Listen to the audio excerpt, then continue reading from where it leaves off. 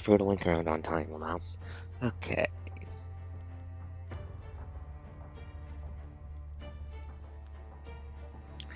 Here.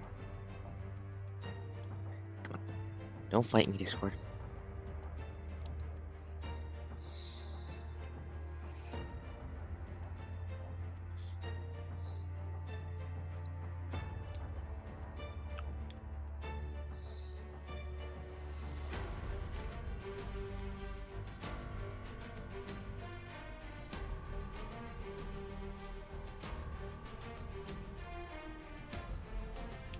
Summoning in the Gremlin Watchers from the depths of hell.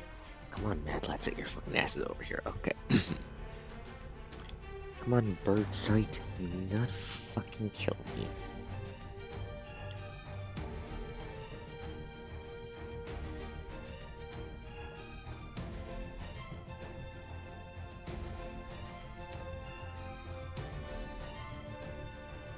Wrong button.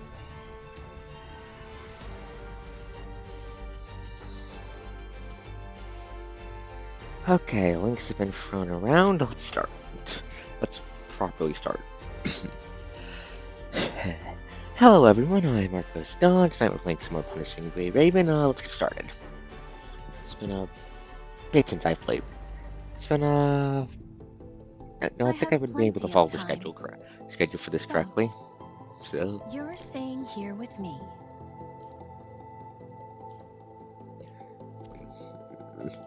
Let's just do dailies as I wait for people to pop in.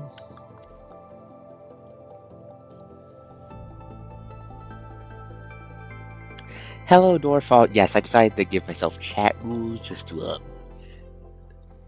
rules because they just feel very useful to have. Yeah, hey, Dwarf, glad you can make it. It's okay if you can't talk much because, well, voids are voids. Give them love and attention. They deserve it.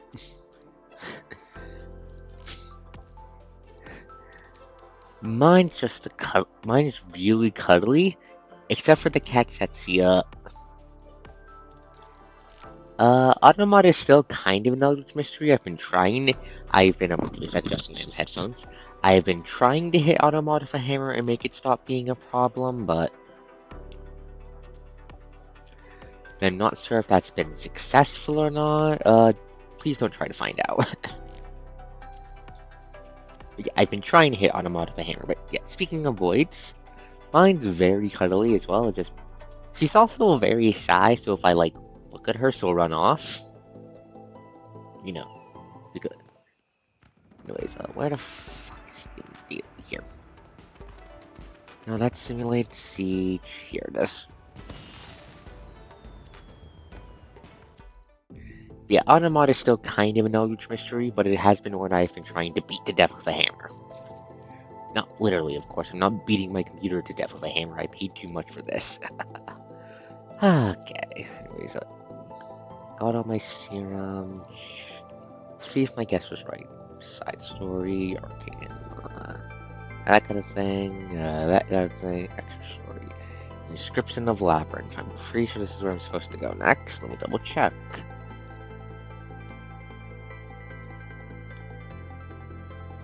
Last spark is locked behind EXL5, which is in fact Inscription of Labyrinth. Okay.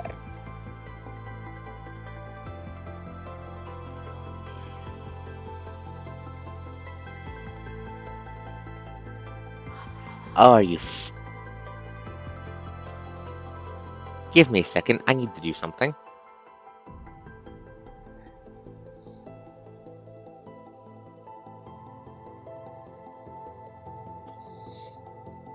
Did I misspell the stream title? I swear to fuck if I misspelled the stream.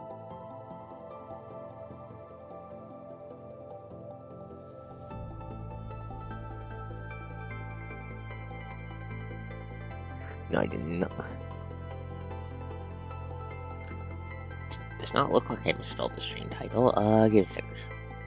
Description of... Yeah, okay, got it right, okay. Oh, you're making a Symphonia reference. I am dumb. No, I don't think so. Hey, Azana, glad you could make it. Let's see. We're gonna be doing the, this this extra story first in order to continue the main storyline, because we need to do it. First, before I do so, let me double check, make sure I've done all my weekly stuff. Kicked Luna's ass. Kicked Robopope's ass. Need to beat up Voodoo. Okay, so let's just clear the Phantom Pain cage before we continue the storyline. Luna, where's Luna's team? Here it is. And as the leader, Yeah, hey Xana, glad you can make it. Glad you can make it.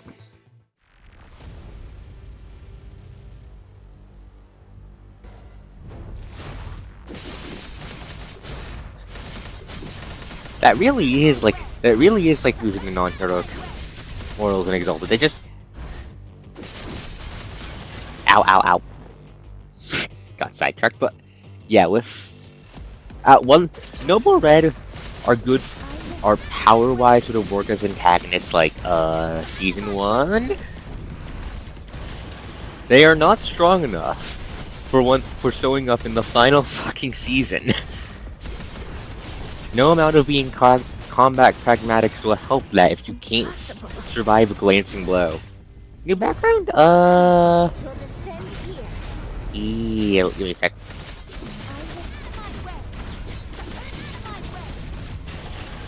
Oh, I can't, I got it. Okay, nope.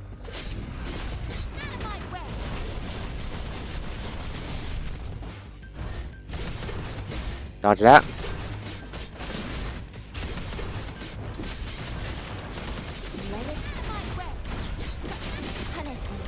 Yeah, but yeah, new background on the main screen.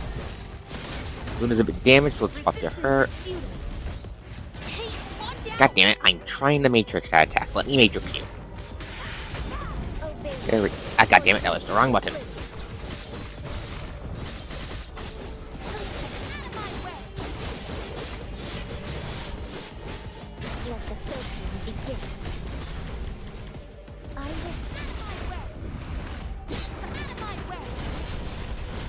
Yeah, let me show. I'll show off the new background in a moment once I'm done kicking Voodoo's ass.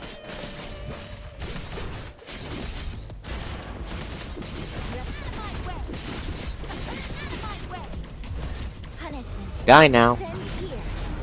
There we go. I keep cracking my jaw. It's unpleasant. Yes I do, Luna. Yes I do. It's okay. New background. We just finish the Phantom Pain cage and I'll show it off. Because it turns out there's multiple backgrounds for the start screen and I didn't realize that until last week. So I've just been fucking around with that off screen, trying to figure out which one I like the most.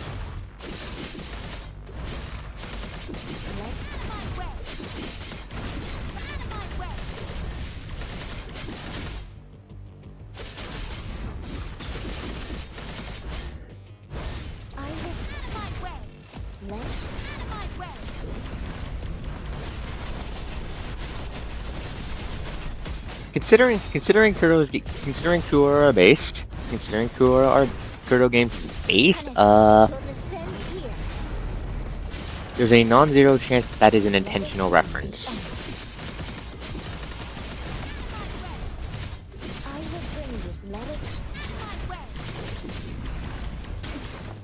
that's impossible.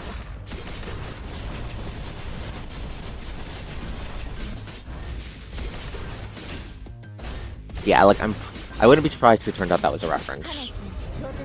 Anyway, Luna's getting pretty damaged. Let's swap off of her.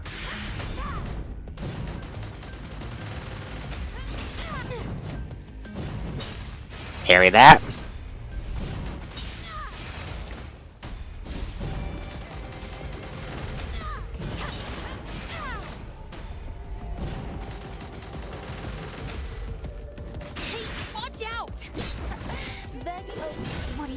God damn it, fuck that up. It's fine. Come on, Miss Spin to win, just hammer her face in. Ow, pain.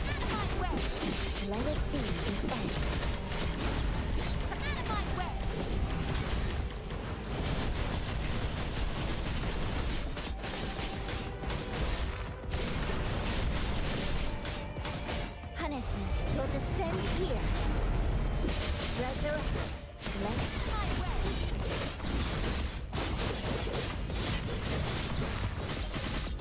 7. Obey me, or you will be obliterated.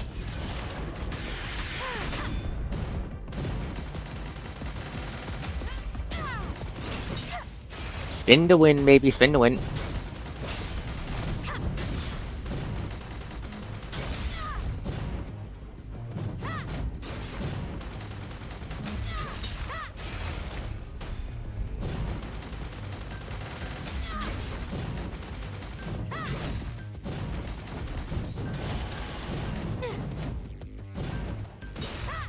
There we go. What are you looking at? I'll smash you all into pieces! Kill? Yep, kills. A bit rusty with this team. I haven't been using it for a while, so my gameplay there is a bit sloppy. No need to praise me.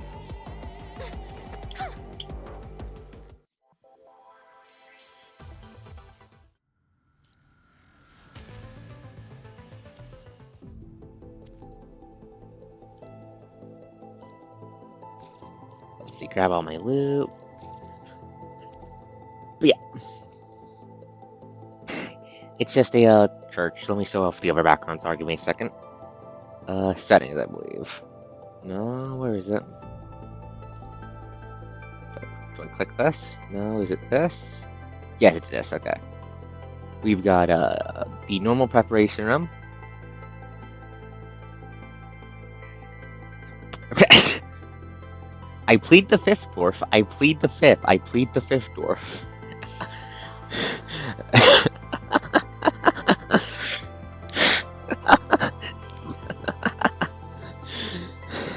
I plead the fifth on that. But yeah, there's just the standard preparation room, the Silverlight Church is what I'm currently using, and and what the dwarf's talking about. Then we got the beach side, but I don't have the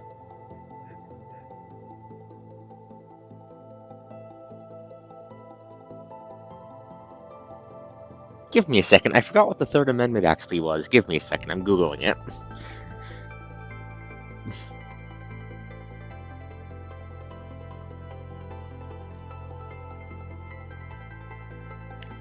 Come on. Holy shit, you're right. That's fucking hilarious. I don't have that. Yeah. Got a bunch of other characters. I need to social link everyone. It's going to take so long. Codings, boop.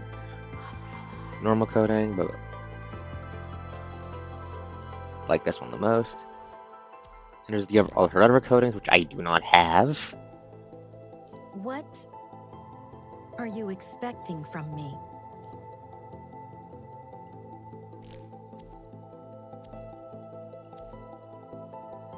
Now I just know that I wanted to put the little buddy on screen.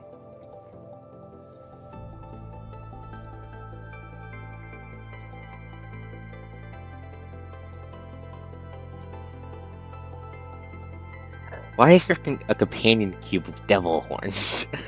This is a cub, aka a combat unit booster. They are basically pets you can equip to a character to make them stronger. A lot of the newer characters have special ones basically just for them, and I need to start getting those because that lineup includes new alpha. The only team I have right now that actually uses the bastards is my fire team, and I have it equipped to lead. This is what the little devil cube transforms into. This little fucker. He punches things. He punches things good.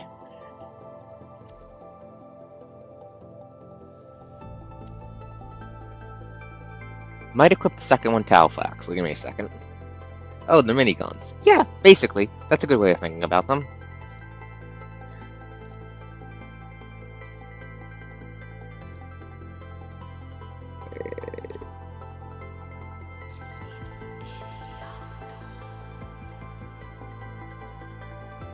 Get their EXP again. I forgot where I get their EXP.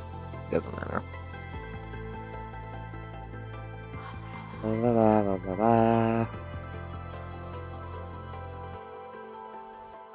Damage. Yeah, okay.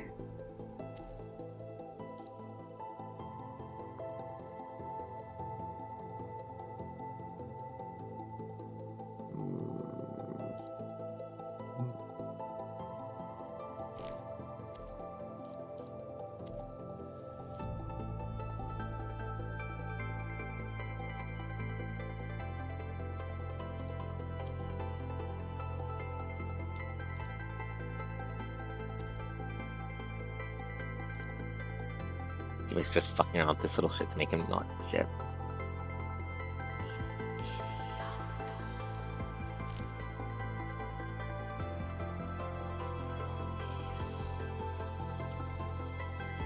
Okay, Alpha now has a little friend that hits stun shit with, so I can do her combos better on bastards. Anyways, a side story, extra story, Inscription of Labyrinth. What are we up to? EX05-1, Forgotten Children.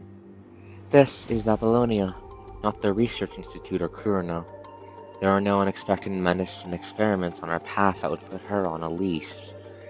18 missions, that's 6 playable missions. Let's see what we're up against this time.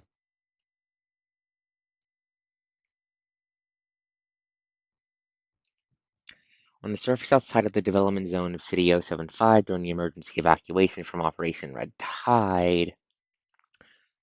Okay, so this is right after from BF4 Inscription of Labyrinth.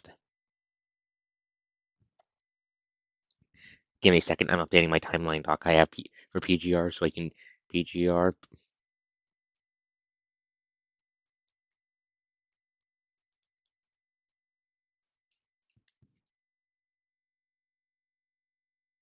A wave of golden yellow dust whirls in the air on the barren desert, followed immediately by deafening rock music and the burst of angry shouts. Folding truck, tilted, is trekking forward in an S-shaped path with only 2 of its wheels, speedily while maintaining physics-defying balance. A feat that would have Archimedes risen from his grave and clapped. Hey, who taught you to drive like this? Nobody. Who the hell let the idiot take the wheel? Vera! Vera! Help! Okay, looks like this is service squad getting into fucking nonsense. Vera's just facepalming. Or asleep. Enough, the 2 of you. Cap, please don't unsheath your sword in the car. It's dangerous. What's more dangerous than what you're doing? Step on the brake, now! That's what I've been doing! I don't think that's how you drive. I don't drive.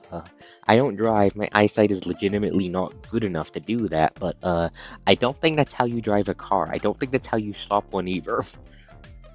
That's the gas pedal, not the brakes! Ah, that would do it. Who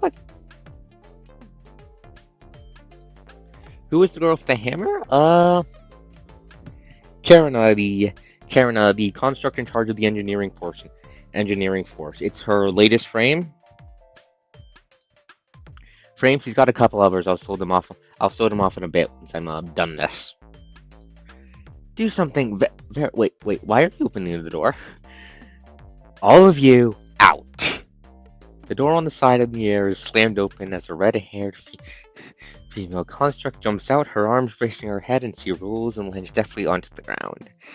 Good lord, I love this dude. The reason he's allowed me the driver's seat is I'm pretty sure I know which member of service squad that is. I'm pretty sure that's Noctis driving. I'm pretty sure number 21 is legitimately too short to reach the steering wheel, and I'm pretty sure if Vera was the one driving, she'd purposely go out of her way to run somebody over, and then go backwards to run them over again. So yeah, like that. Immediately afterward, one of the car windows is cranked down, and Outrop hops around Cobot, followed by a white figure who lands softly next to it. Yep, number 21. Ah, Roger. Head pat.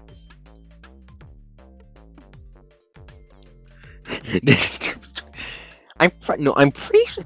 I'm not. No, I'm not sure how. I'm pretty sure number 21 technically isn't a kid. She's just an escape lab experiment from her backstory correctly. So her social skills are nada. What are you guys? Before he can finish, the ear-piercing sound of grinding overwhelms his voice. The car finally stops, crashing into a rock. An unpleasant whine can be heard underneath the hood, and black smoke rises with a poof. Seawood. Seawood, Xena, that's why I said it. Cough. A few moments later, a barely intact door opens up and a figure appears amidst the black smoke.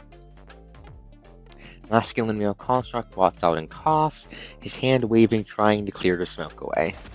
Boo! And then the car explodes. Ugh. And this is Noctis. As you can see, he's kind of a dumbass. The construct looks down at the door handle in his hand, and the broken car door still attached to the other end. He shrugs and throws the door aside. Looking back up, he finds the blinding flashes of a blade before him, and he raises his hands in panic.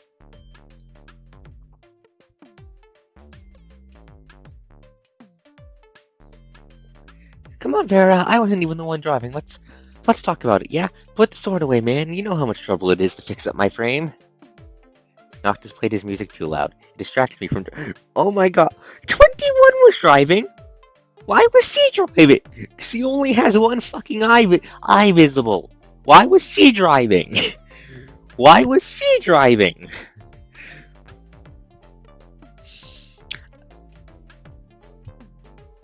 I have too many questions. Noctis played his music too loud. It distracted me from driving. Do you think we're heading for a Woodstock? We're on a mission here. Keep your stupid in check because you're testing my limits. How can an evacuation count as a mission? I'm the captain here. I decide what counts as one. Who do you think you are? Noctis likes rock music. It's kind of yeah, I think that's part of Noctis' character. He likes old rock music. He, like everyone else in Cerberus Squad, is also fucking stupid. And or crazy. I'm not sure what... I'm surprised there's a reason Cerberus Squad doesn't have a comment on screen so far, Lamau. But 21 is the reason we crashed. The one time we got assigned a folding truck. Noctis is shifting blame. Did you forget that you were the idiot who forced 21 to drive?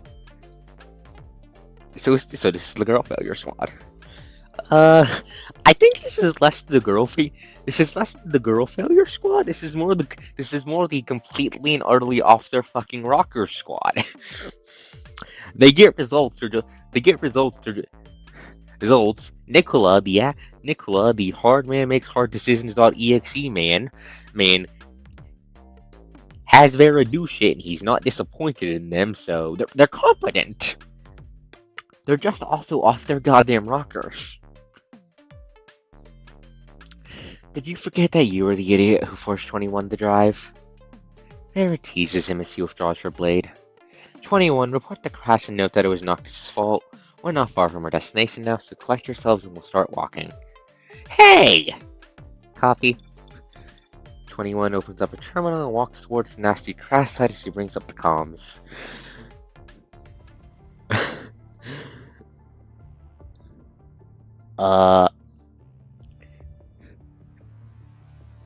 Number 21 and Noctis might be a bunch of goofballs, but Vera is in fact fucking terrifying.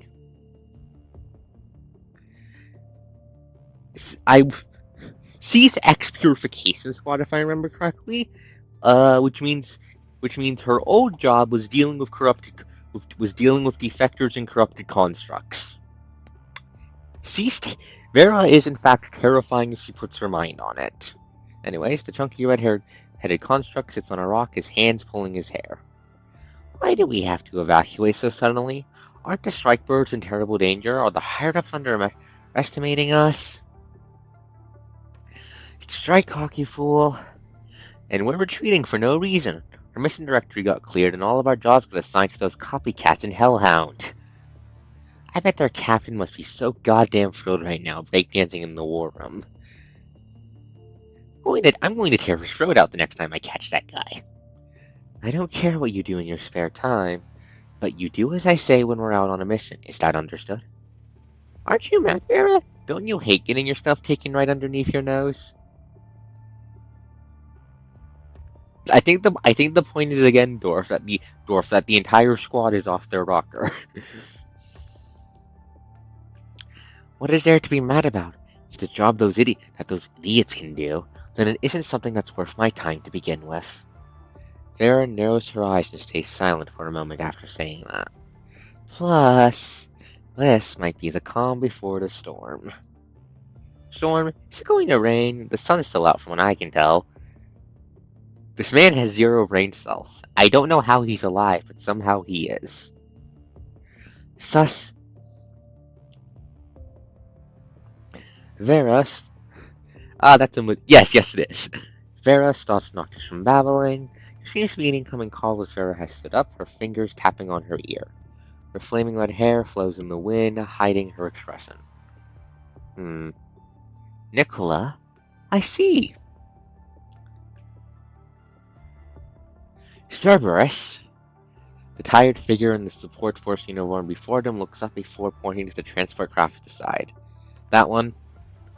The crash vehicle you reported will be recycled after the battle. Just get going for now. Seems that the support force members in the back are also exhausted by the intense battles on the front line. Seriously, we're the only squad that's retreating? We're just following orders. Hurry up if possible. We're short on transportation and still have to pick up a bunch of squads who are finishing their operations. Enough, Noctis. Survival of the fittest, is that so? No one knows who Vera was talking to. If anything, she appears to be talking to herself. 21, however, seems to have noticed something and looks up. Hey, what's that? Are you saying I'm not fit? Vera gives number 21 a look as Noctis protests in the background. Without another word, she steps into the transport craft heading back to Babylonia. Survival of the fittest. Did Nicola just pass her all the data on how the fucking Ascension network works that Babylonia has access to? Why the fuck would he do that? Survival of the fittest. Number 21 recognizes that phrase. The winners live and the losers die. Her captain has once used it to describe a place, somewhere they have both stayed before.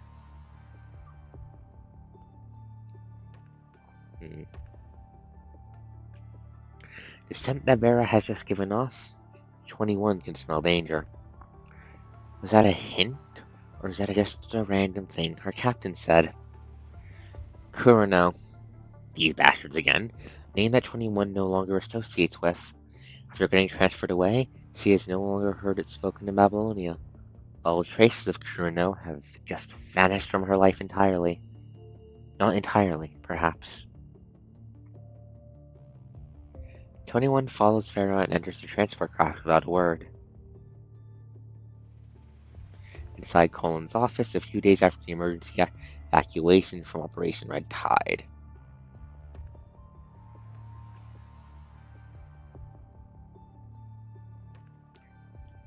Oh wait, this is the Kurono guy. What the fuck is this bastard doing?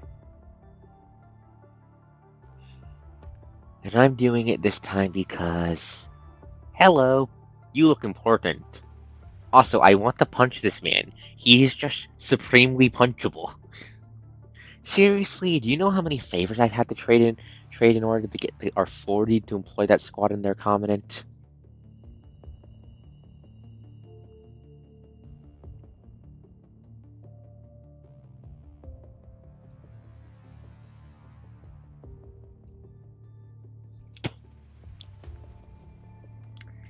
Parliament doesn't want to make a fuss in front of the public. A chief commandant getting taken by an unknown force? It's a slap in their face and it risks exposing us to the public. Frankly, I'm not interested in playing house with those parliamental folks. But now's not the best time for us to stand in the limelight. Therefore, you and your whole stick, dearest Miss Popular. Better you do it this time instead of Kurono.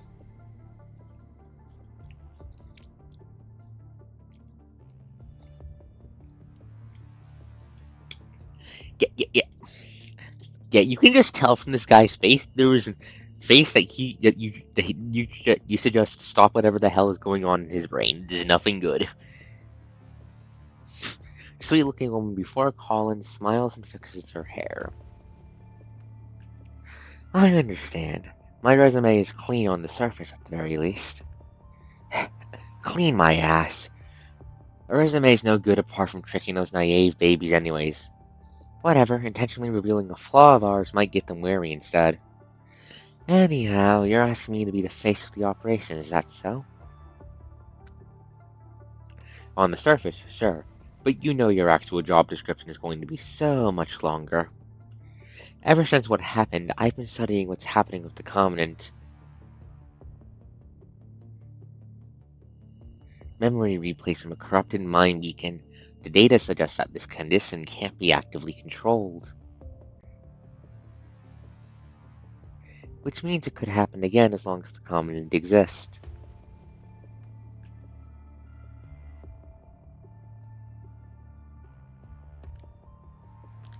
I'm sure that little brain must be— Oh, you're talking about me, you piece of shit. Fuck off and die.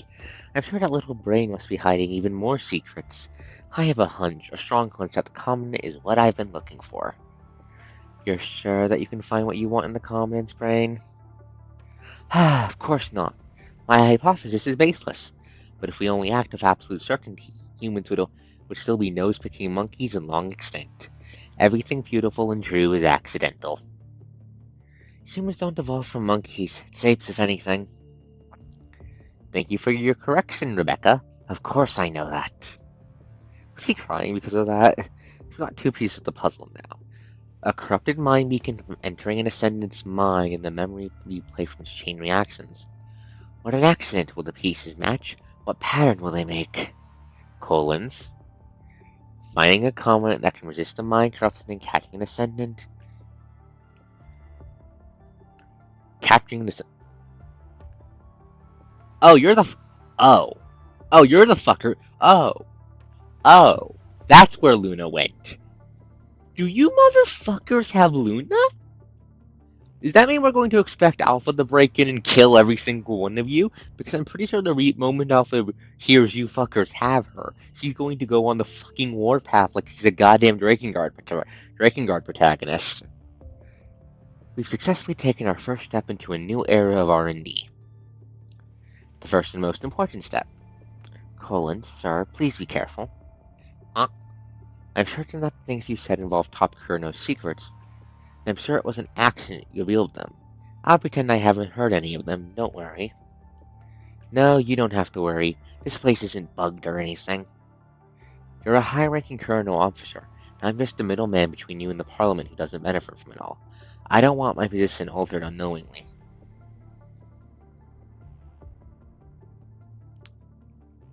How would Alpha get into space?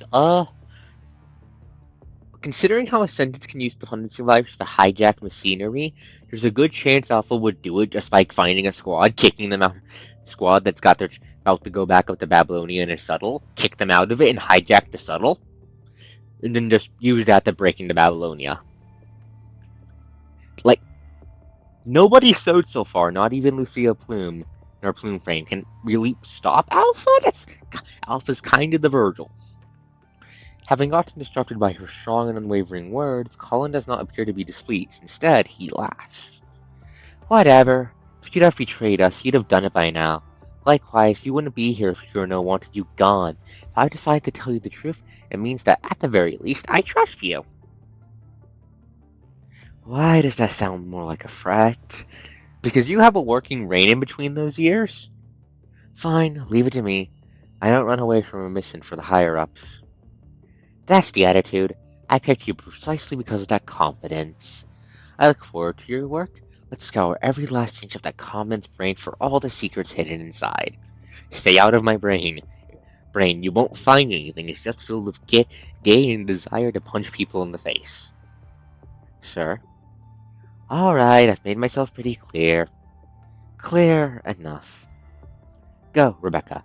I'm excited to see you sign.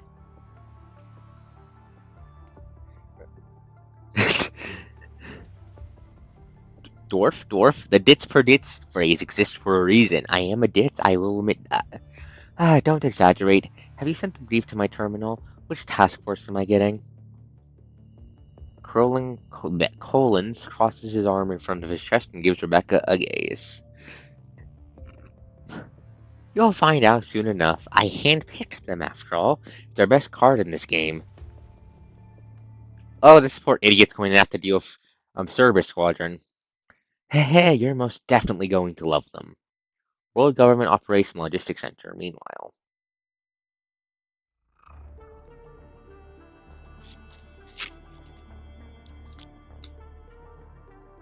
There was no noise except for quiet whispers and keyboards clicking.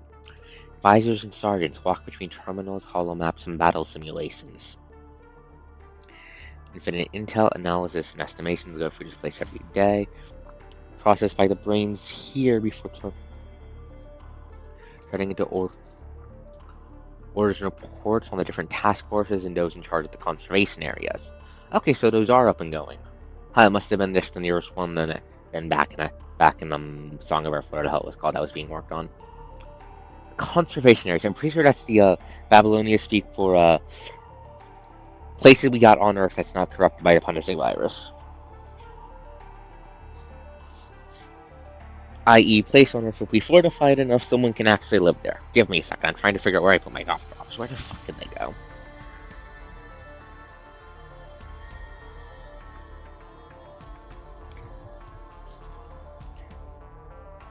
I heard that. There they are, wrapped up in my goddamn blanket. Okay. Via conservation areas. Same thing is happening today. Operation Command, Clearance XX001A assigned to Cerberus. Cerberus? We have a team called Cerberus? Missions for Cerberus are usually issued by the Chief Commander through direct channels. I have honestly no idea what's going on. I.e., the crazy idiots are kind of an elite squad despite being crazy idiots. Anyways, give me a second. I'm gonna take the cough drop.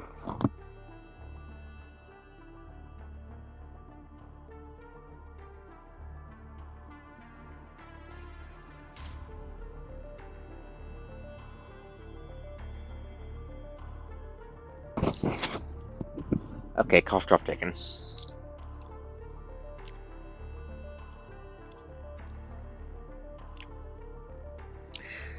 I see, but the recent instant logs have all been cleared, and all their operation statuses are marked and transferred. It can't be.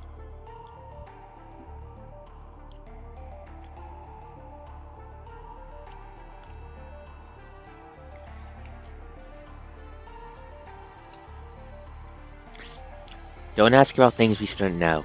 Even I only know that they're related to the experimental remote connections. I've never seen their commandant. They're getting assigned through us instead. Yes, increase the bandwidth or whatever of the connection stuff so you can have a dude just shit in Babylonia and be a commandant without having to have them be on field.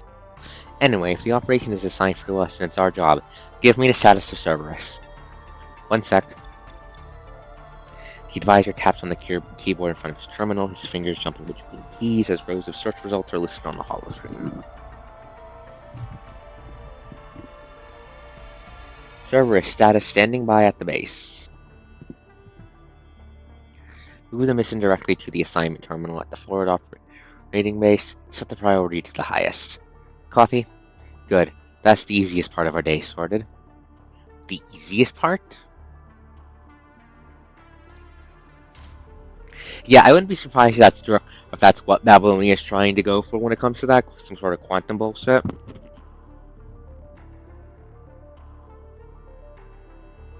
The operation leader takes out a black folder in his coat, the cover marked Clearance, Omega 7. Get me a deployment officer with high clearance and 2 logistic officers, as well as a field commander from the task force. That doesn't sound good. His order is quickly issued, and within moments, the operation leader and chief advisor are joined by people in different uniforms. All looking ready and prepared. Deployment officer, you're going to distribute the units and supplies I'm about to mention in a reasonable fashion among the usual mission assigned sequence. I don't want anyone outside of those here to notice anything. Roger. Logistics. You're going to figure out how to procure a set of scouting equipment and non-lethal equipment from the logistics pipeline for training needs. I'll ask the task force to give you the details later. Sir, may I ask, what operation is this exactly? We're tracking a biosignal, confirming the target's exact coordinates, and maintaining observation if possible. Watch out for possible resistance, but control the impact. It's direct order from the highest ups. The operation leader waves a black folder at the commander.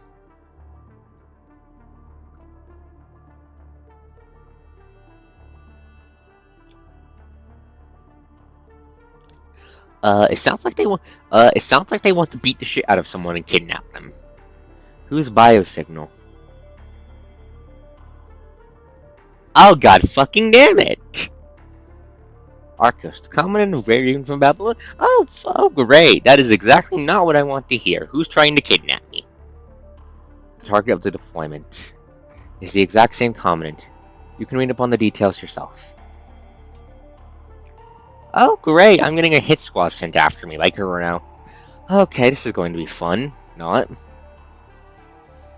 Operation leader throws the folder into the commander's arms. Parliament Square, Babylonia. Today is the first day Cerberus is assigned a mission since they have been evacuated from supporting Strike Hawk and remained on standby. Sir Captain Barrow was called on to confirm the mission details 2 hours ago. Noctis, having been breakdancing in our lounge room and picking on Hellhound, is off to upgrade his gears enthusiastically. Hey, I'm not that stupid. I'm not that stupid, Dwarf. I'm not that stupid.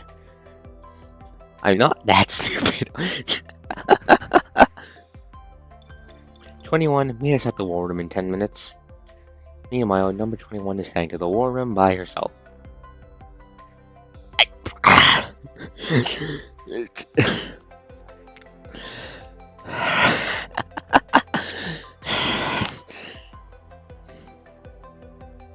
The artificial sun on Eden is warm today. Dust swirls and floats in the sunlight. 21 has observed a great many things. Ants walking in dirt, patterns on leaves, fine fur on animals. But this is the first time she notices dust in the light. She holds up her hand in the rays of slightly blinding light, signs for the gaps between her fingers dangling. She cannot catch them, but she can feel their heat. This is the first time she has experienced this. Sunlight, dust, birds, humans.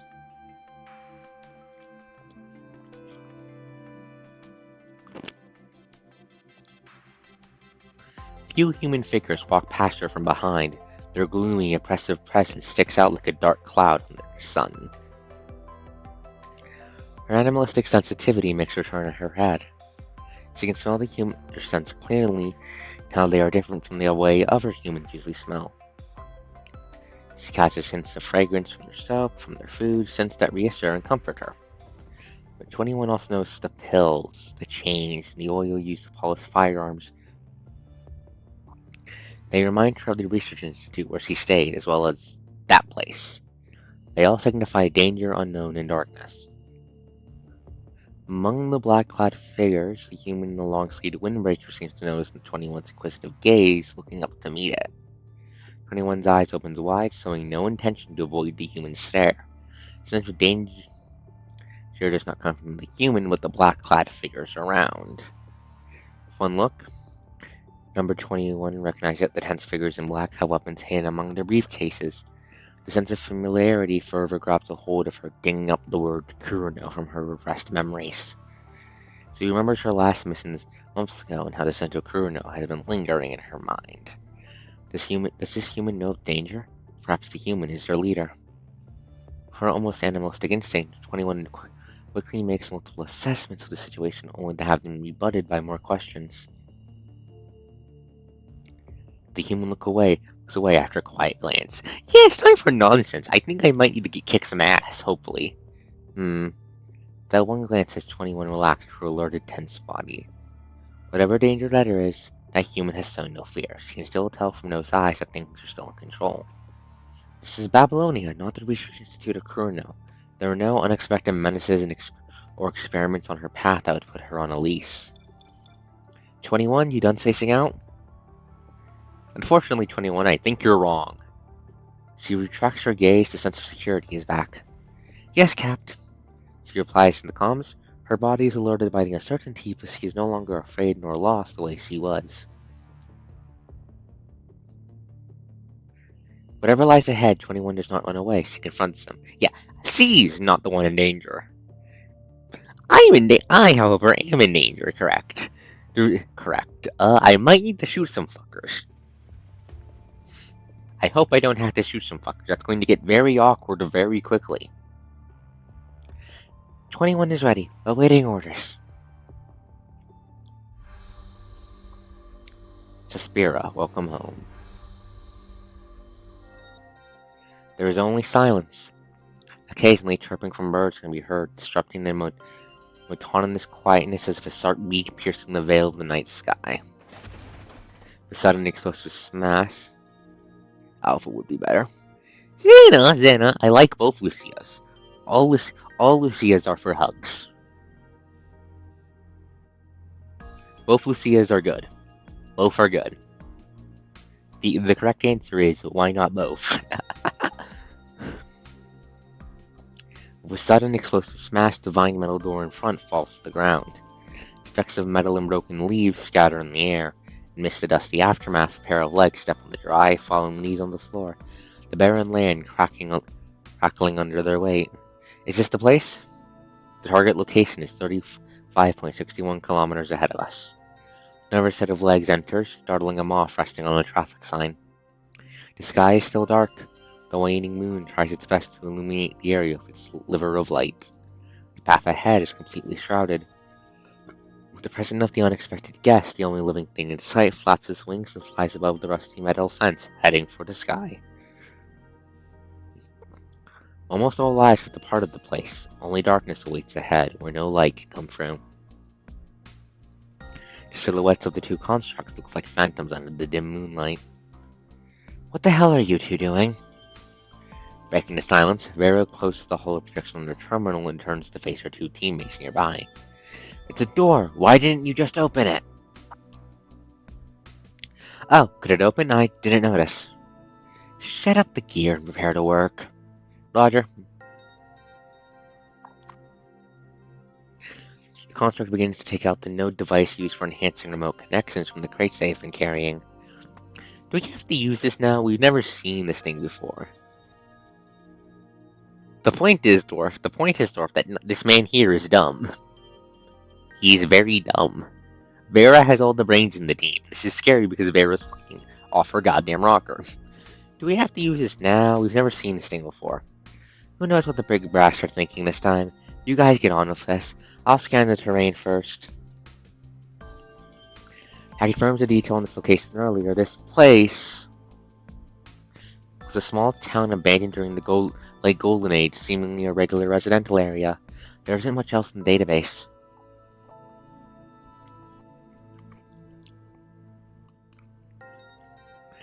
They're pretty common during the tail end of the Golden Age.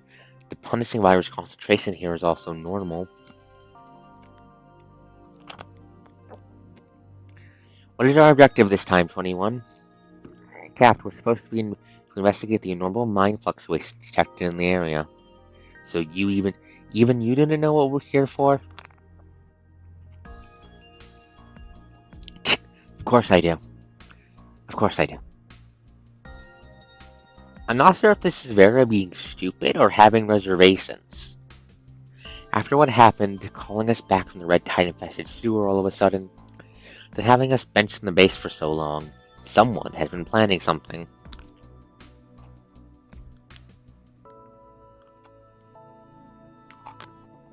Yes, but you get even more useless for VirgilBot? Do I need to swap over to Plume on my main screen so I can show that I also think Plume is pretty? You mean passing all our tasks to Hellhound was meant to prepare us for what comes next? Ah, guess you can put it that way. But this is a scouting mission. I hate scouting!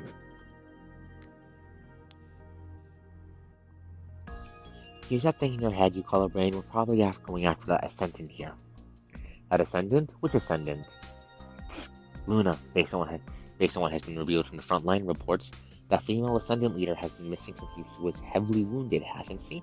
Wait, Luna's here? I thought Kurano. I'm confused. Something's up.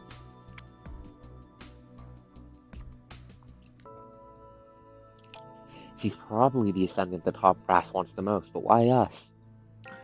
I thought they would want Alpha more, considering Alpha's technically a defector. But they already have a Lucia, and they probably don't know that Alpha has the ability to become an agent. Okay, I see. They want us to catch a lone Ascendant. Unfortunately, I don't think you see fit.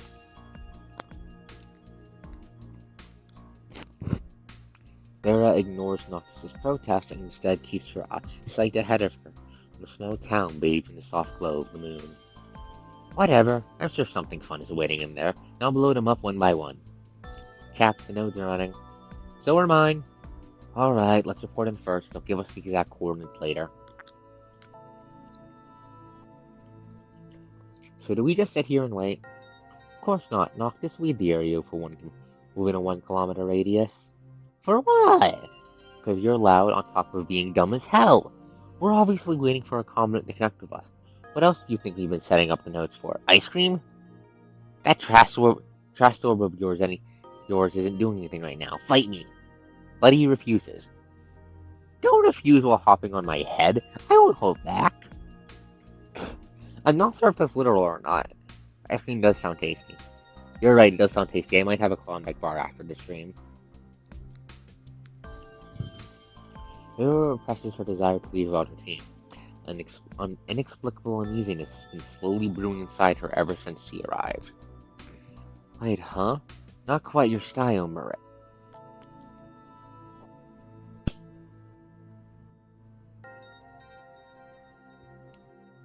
I killed God for a Klondike bar. Also, Murray, Lee's brother, is the commandant of Cerebus. That poor bastard. That poor bastard.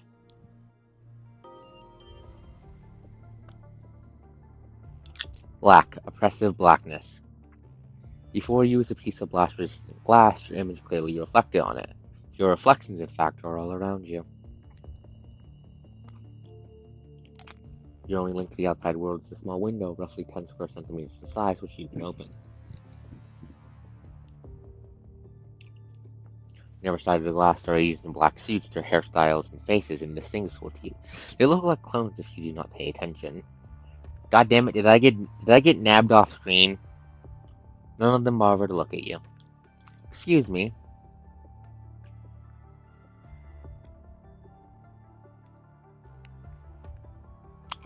In the corner behind the glass slides forward another one of those black-clad men on his chair. He spins it around with a kick to face you before giving you a glance. My apologies, not the time for questions yet. If you could just wait. God damn it, I got kidnapped off screen. Lucia my squad better be very pissed about this. After that, he looks down and continues reading his incredibly stacked reports again. Dismissed, you close your eyes once more. Perhaps the exhaustion and stress have begun to numb your senses. However, speak at you now, all they can see is an expression of emptiness and nothing else. You do not know if those reports are related to you or if they are all about you. At the top of your head, you do not reckon that you have done enough as a comment to fill a file that thick. Yeah, I'm pretty sure this is me now. Great, fuck. Ah, looks like they're well prepared.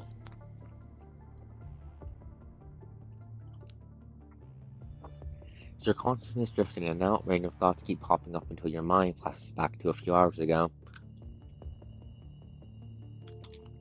Are you Arcos, the Grey Raven Commandant? I am? Two humans in black suits stand before you, their name tags in front of their chest saying John Doe. The twin-looking visitors speak coldly and distantly with sunglasses on their face, even if being indoors. We're from the Special Forces. We need your assistance investigating an emergency. Please come with us. Special Agent John Doe, we're hoping that you can help us on some recent complications. Here's the application and approval letter for the temporary transfer. Everything is done through proper channels. Questions? There is no inspection report or arrest warrant. The men before you handed you a digital transfer note, and as you skimmed through the crammed lines, you noticed the signature at the end. Hassan's signature. That stinks. That stinks to hell and back.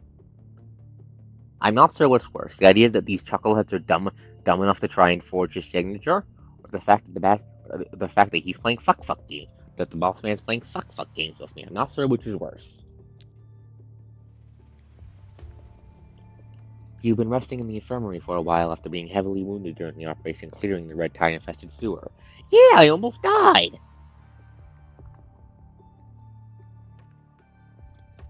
Lucia and the rest have come and visited, but you were sleeping most of the time.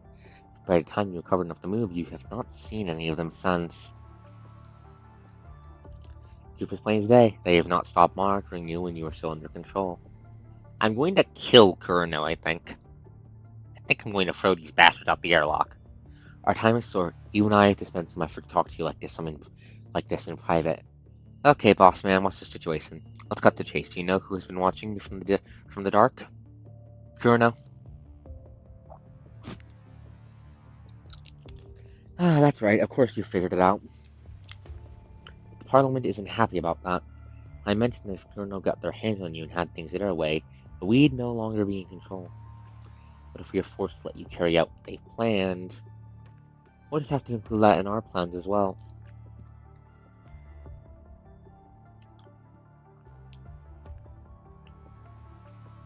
I'll not allow Kurno to treat a Babylonia comment in this way.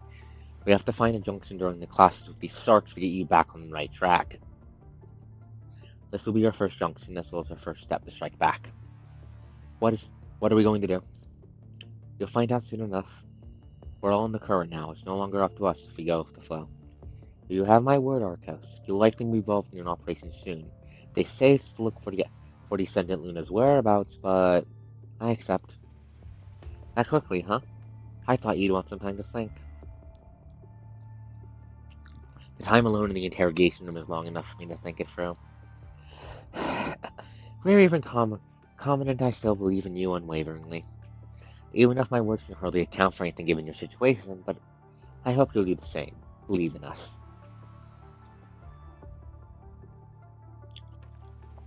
We'll do our best to guarantee your safety. The team assigned to you this time is one you can trust the most, even if it took us some effort to get their comment to go along. That guy is sharp. I see. Arcos, if I may, aren't you afraid? A little bit. Perhaps.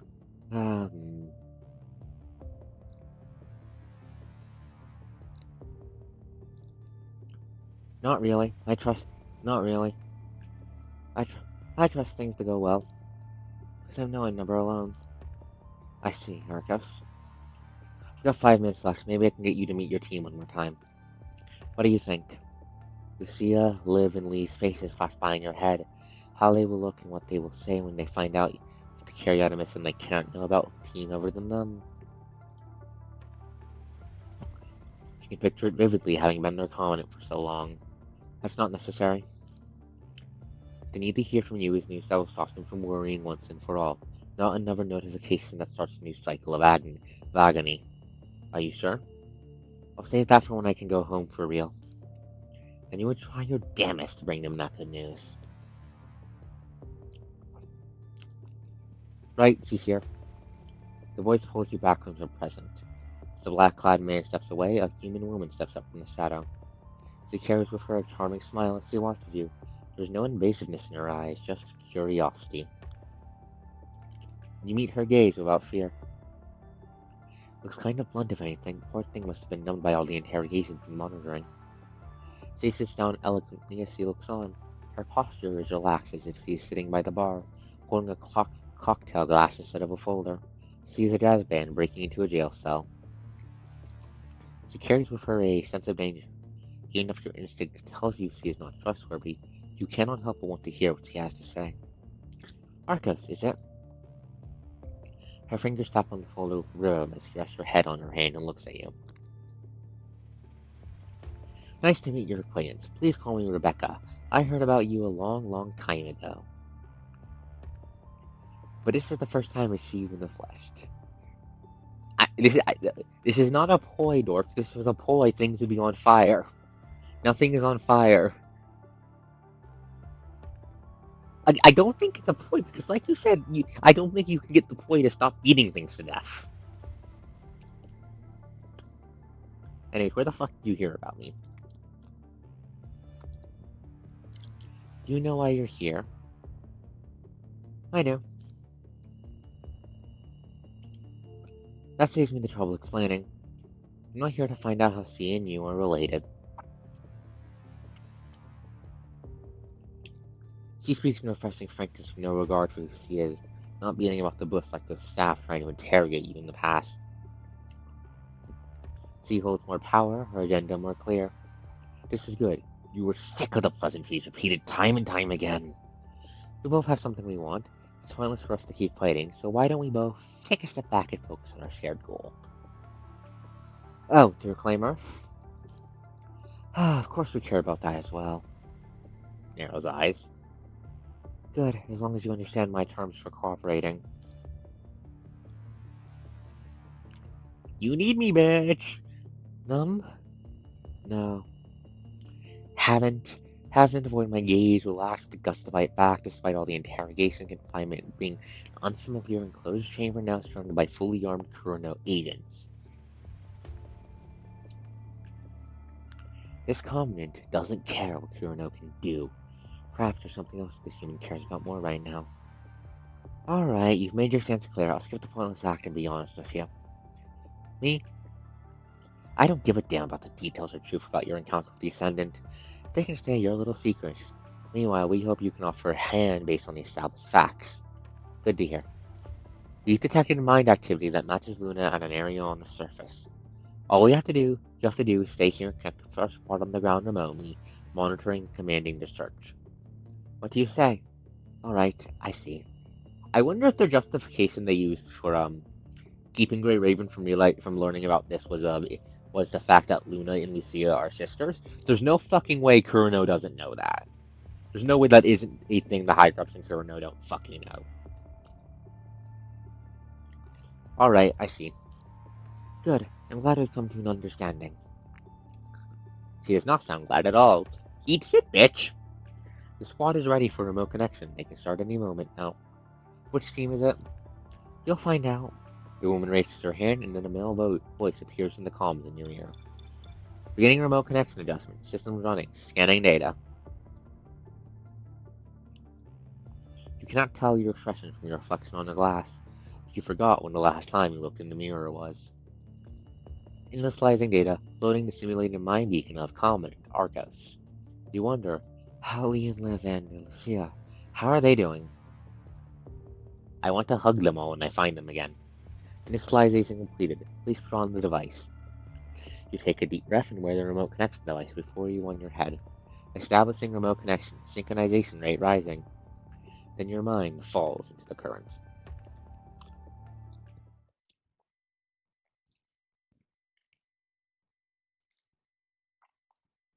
Each time you connect remotely, your mind will leave your body, leaving an indescribable blankness. As if someone hit pause on your central nervous system and cerebral cortex, your perception of time slows and dulls. Still, you have a feeling that the blankness this time is longer than it has ever been. Sound, scent, touch, all your senses leave you fade low humming pain all over your body. You have no idea how much time has passed when your mind starts running again. Your heart aches, the sound of your heartbeat fills your ears. Like the remote connection you had with Kamu, this one feels more intense. Kamu, when was that? Oh, that was probably during the beach arc when I was beach arc when Kamu was raiding the dead zone. The device you are using this time is more intricate after all compared to the portable one Aizmal prepared for you. Looking like a heavy case for explosives, it speaks to the life Kurono has gone to. Eventually, a dim light shines through the darkness before quickly disappearing. Your mind beacon is failing, moving at incredible speed, looking for an exit. Soon it finds a slightly familiar mind signal and two more you do not recognize. A blank cube hovers in your field of vision, and your visuals gradually appear inside. No overgrown path lies before you as the hazy vision shakes and sways, and you find two constructs you do not know standing on the other side. The female construct is frowning lightly, a small laser cannon hovering by her side. Behind her stands a strange orb-shaped robot, its arms wavering. Next to her stands a tall, red-haired construct, one of his hands stretching the back of his head, seemingly confused by the unknown connection. Am I looking out of Vera's eyes right now? That's familiar. It's not recombinant. It's not him. Construct's thinking with you is none other than Vera. The team hasn't said you could trust the most is. Cerebus? Why would we be informed of something as important as switching our recombinant? After they transferred Mura to the Hellhounds, they're much better than you two after all. Vera has quickly regained her composure, as well as their sarcasm. What? No, I won't allow that. You're screwing with me, aren't you? Ah, that's an improvement. At least you understand irony now. Alright, let's stop complaining. We have the Grey Reaper Covenant with us. I don't like it. Mission is a mission, 21. If someone here doesn't like it, it sure as hell is me. Fine, understood. Hi, I'm the Grey Raven Covenant. I'll be working with you on this mission. Hi, Grey Raven Covenant. Alright, I'm still the first to command, so my words are your orders. After me, it's her. Have you met? No? We've been in 2 operations where that Grey Raven Covenant was involved, but neither 21 nor I were on the field, so this is the first time we've interacted with this Covenant. 21 does not speak. The little robot, on the other hand, starts rotating around her. The big dumb one is Noctis. He climbs. The small one is 21. He blows up the tree Noctis is climbing. Now we're all introduced. Let's confirm our assignment again. I hope you aren't coming empty-handed, Covenant.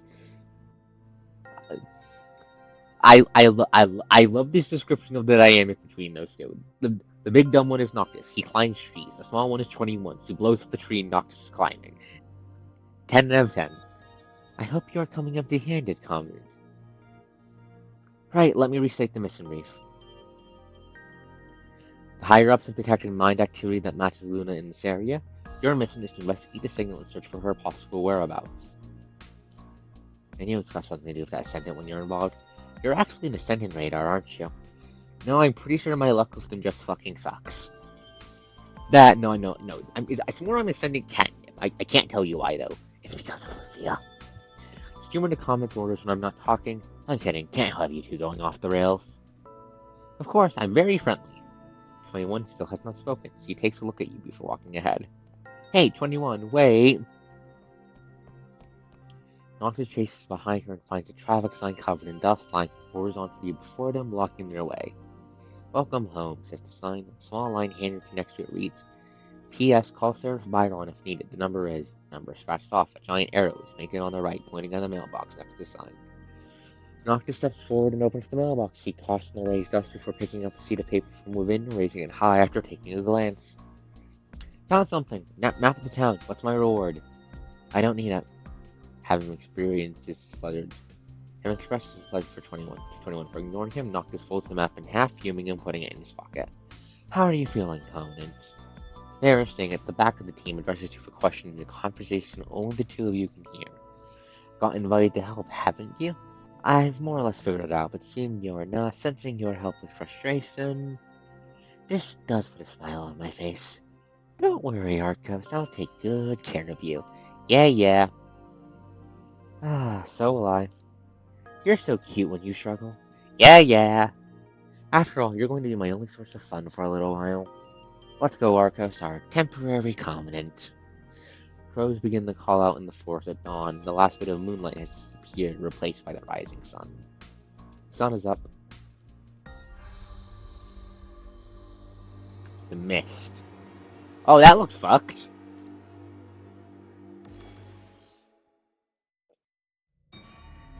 The dawn is gray and dark. Heavy clouds fling from the sky, and unbearable depression interweaving with the fog, affecting everyone stepping into these woods. Progress report 21. Roger. Based on the target coordinates, we're 30 minutes from our destination at our current speed. Oh, why am I feeling cold? When will this fog dissipate? Moist vapor scatters in the air, forming water droplets on the artificial skins of the constructs. Their footsteps draw a line amidst the fog, and they shiver as the vapor draws on their exposed skin like a cold finger. It's just your regular fog. Visibility is low, sir, but the punching virus concentration is still normal. So calm down and keep moving. Arg! No 21, who is staying back in the team, suddenly screams like an animal. Her cry is immediately followed by a beam from our harboring laser cannon. Well, what the hell? As the fire and smoke dissipate, the rest of you find out what 21 was shooting at. It is a tall tree withered and dry, and with the laser strike, it now has a big burnt hole in the center, its edges sizzling. What's wrong? I sensed eyes. Don't scare me, I can't do surprises. Sip it, Noctis. Did you see someone? 21 thinks for a moment, shaking her head. I sensed eyes. Do I need to go? No, I think you're fine. I think it's gonna be fine. This isn't medical stuff. It's not medical stuff. I'm basically from the looks of it, I am in an interrogation booth that doubles as the remote mission center controlling for the local whack-job squadron. I don't think it's medical stuff. I think you'll be fine, but if you change your mind on that, Xana, head off and I'll head off, okay? If you think if it gets too much for you, just let me know and head off, okay? And let me know so I know to go back and DM you and surpass it. Do you mean someone's gays? Zombies. I'm not sure if it's zombies or something else. Let's find out. Gaze? It means someone's watching you. Yes, someone's watching me. Quickly inspecting the back of the tree, Vera shakes her head, not discovering anything out of the ordinary. No alarms, I'm not seeing any tracks. Everyone, stay alert but level-headed. Let's keep moving. You're mistaken, I say. You're too nervous for anyone. Just a little fog and you're startled. 21 does not argue, still standing from the tree. She holds her hand up and gently touches the dark burnt parts. Withdrawing her hand, she finds her sleeve covered in blood-like marks. Oh, that's not a tree. She puts her sleeve to her nose and sniffs, noticing the smell of rust. It's not blood, but the scent of rusting metal in a human environment. Looking down, she finds a rotting doll lying in the bushes next to the tree. Okay, it was not zombies, dolls. It looked like a stuffed animal. It was too dirty to tell its original color, save for the bright red of his cracked lips.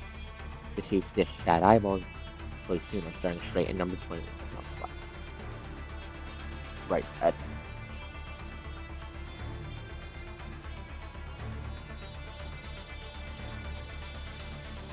Doesn't move.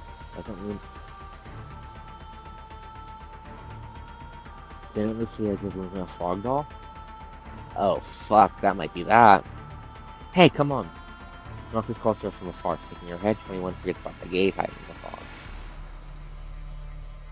After a while of moving forward, the team is finally free from mist as the view of the empty town reveals itself before you. Solemn and gloom, the European-style buildings filled with sparse scenery, the deserted walls, dying trees covered in white, all display sickly tiredness. This fog is finally leaving. Huh? Where's 21? That is when you realize 21 is not by your side. Go turn around and find her crouching at the cross-section you just passed, staring at the shop window by the road. Ah, okay, more dolls. Inside are a few dolls, their ball joints long shattered from the time passing, their broken limbs nowhere to be found. You still vaguely identify their finely sculpted faces, silent evidence of their past glory. But now, the dark, empty eyes sockets draw your attention like a black hole. That moved! That moved! Hold up, that fucking moved. I saw that move. I saw that fucking move.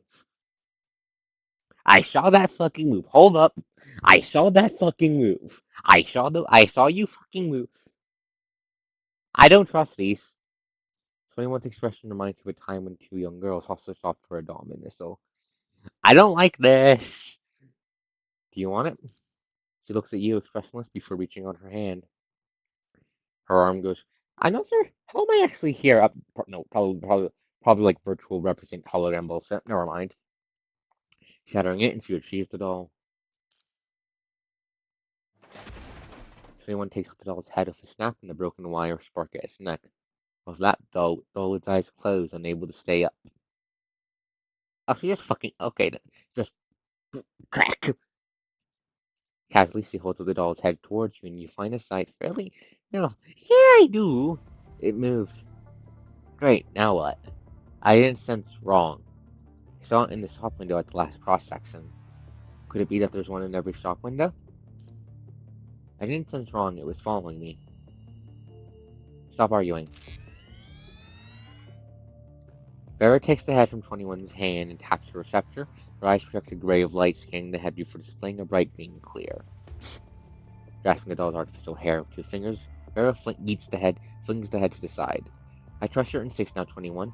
Now is the time to disrupt the operation with these unproved trivial hunches. Okay, I understand. This is fucked. It is fucked! I don't think this is zombies. I think we're walking into Silent Hill. 21 says as he looks down at her hands before shaking her head again. I don't understand. What don't you understand now? My hand is itchy. She raises her hand high, her big puffy sleeves slide down and cover her head, making her look slightly foolish. Still, she points her hand towards Vera, and Noctis also walks up and looks. Did you get glass stuck in it, you gremlin? But there's nothing wrong, just some dust he's picked up accidentally. Well, you should wash your hands, 21. They're dirty. Vera frowns, seemingly deep in thoughts, but soon she waves her hand. Focus on the missing, 21. Don't get sidetracked again. This is very spoopy. After that brief interlude, you all travel for another short while, and you start noticing the remains of strangely built mechanics on the side of the road, long immobilized. This 21 crouches behind a damaged one. Most of its body is destroyed, leaving behind half a fractured orb. Inside the cracks are wires and blades, as a few broken mechanical tentacles extend from within. Oh no. What the hell is that? Noctis, walking to 21's side, bends down and touches the remaining half of a tentacle. Mechanoid seems to detect Noctis touching it, shaking violently as the half-tentacle ants from its core with a long needle at the end, glistening chillingly under the sun. Watch out! Reacting quickly, Noctis catches the needle with two of his fingers and snaps it. What the hell is that? Let me see. Vera takes the needle from him, sniffing it and even tasting it with her tongue.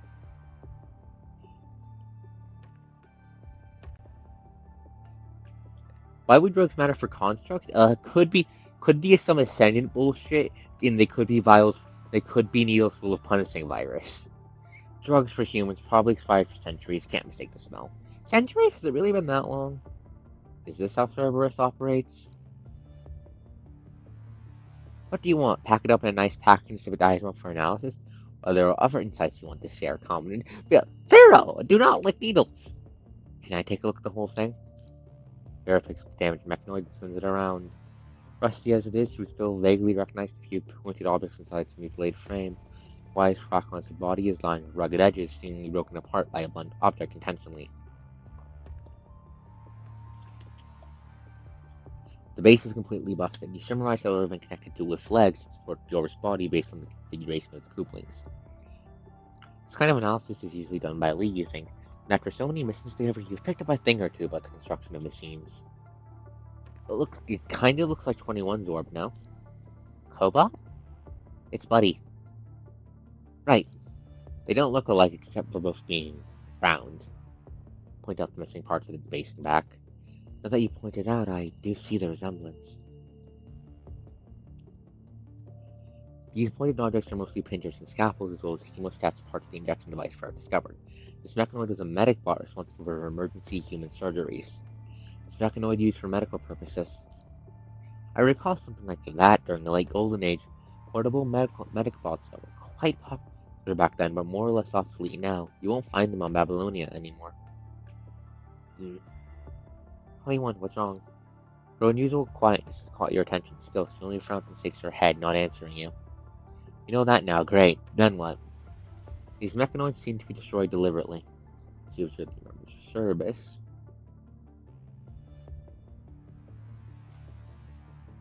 Might be homeostasis, might be fancy, might be just random technobabble. Who knows? If you observe the members of Cerberus, you find number 21 to be especially sensitive to anomalies.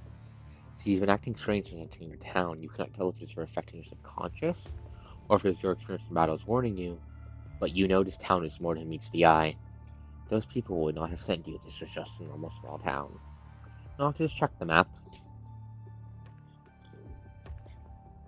Sir, hold on, where are we now? Here? 21 cross-reference the coordinates of the object with that map. Copy.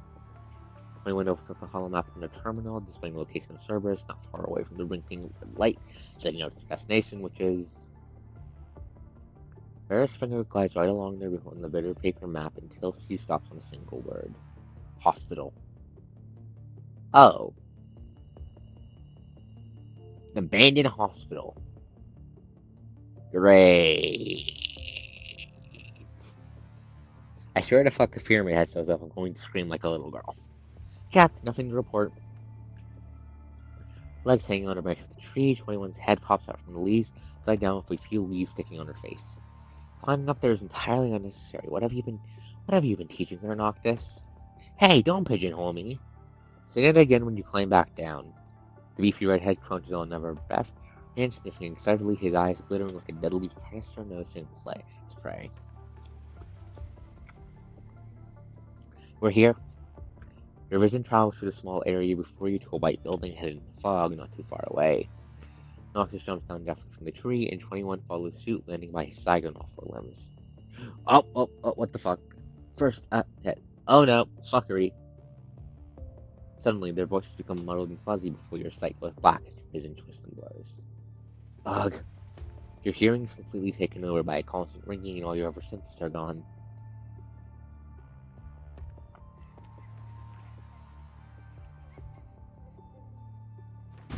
Building in sight rises, hovering over the ground, transforming and begins to decay. Plants around are blooming anew as their fresh seeds suddenly blossom, bursting up the soil into a massive tree. Wildering familiarity with this place enthralls you. Hee hee hee hee hee.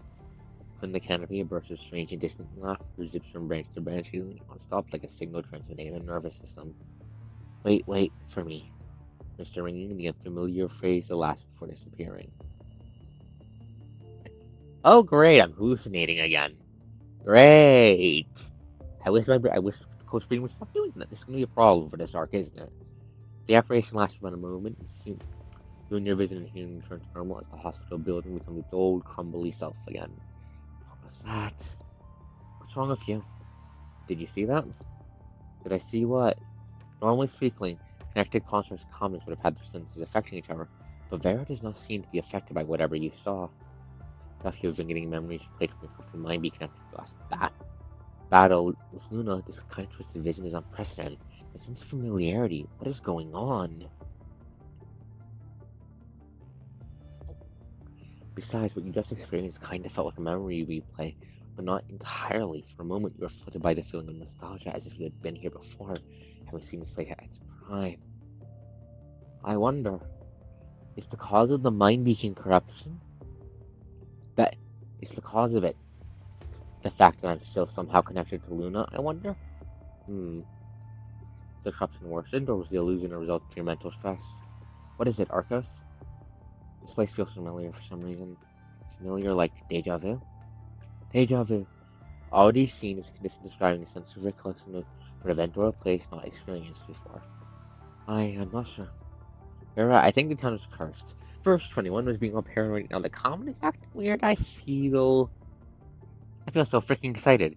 Come on, town, show me creepy stuff as well. Oh, yeah, you're free to. Yeah, tab out. Feel free to tab out. I think it's tab out. This means you're getting a little bit fucked. At least Noctis wants to beat the creepy stuff to death with his bare hands. Eagerly, he paces around, his eyes gleaming with a spark like a hound. Something doesn't line up indeed. Even if the possible virus concentration is within the norm here, it doesn't make sense that we haven't run into any corruption at all. Things are going too smoothly. Vera, hush, there's a voice. Sniff sniff. Corrupted approaching. Not detecting corrupted signals. It's our gift. Gifts we've carried since we were humans. Animal instincts. Noctis lies on the floor dramatically and puts his ear to the ground. Dormant animals are like machines capable of detecting slumbering storms. Instincts can perceive when machines are blind. I have no idea what you're talking about, but it sounds very Cerberus. This is why we're so effective. If you want to keep up, Grey Raven commented, you have to work harder because we aren't slowing down for anyone left behind. They're here! Oh, hey, see his cute little fangs. Head pat. 21 extends her arms while her legs move back, acting like a wild wolf ready to pounce. At the same time, on the terminals are rapidly waking as tiny dots light up like a horde of locusts migrating. The corrupted unseen city you first arrived in the small town are finally here. Let's dance, fuck boys.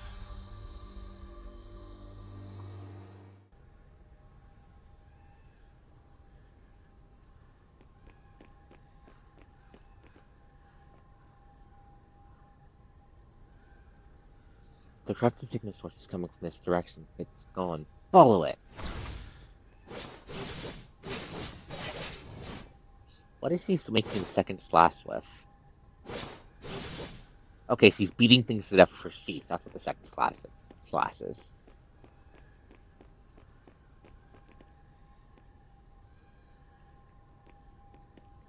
Hello, Slenderman? No Slenderman, okay. I do not like this place's vibes.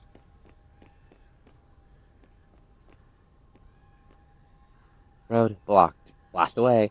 No, Nox, it's not too much trouble. Find another road. Faint ring. Listen, someone is there. I'll go check. I do not like this place.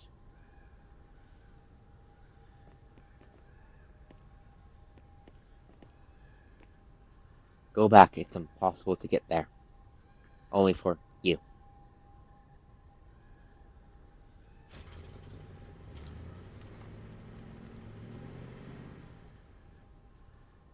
This place is fucked. It's official, this place is fucked. That car's moving, but no one's in it. Someone's up to something. This place is giving me Silent Hill vibes, and I don't like that. I want to burn this place down. I want to get a flame. Why is there a wall here?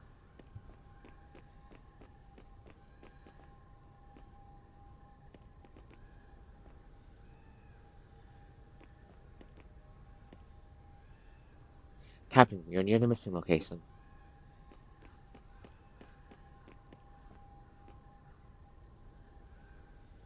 Also have to keep the corrupted out, maybe? What's this place to start?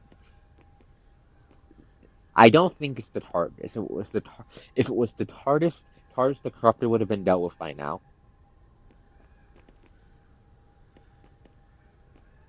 Apart from a pile of scrap metal box, there's nothing here.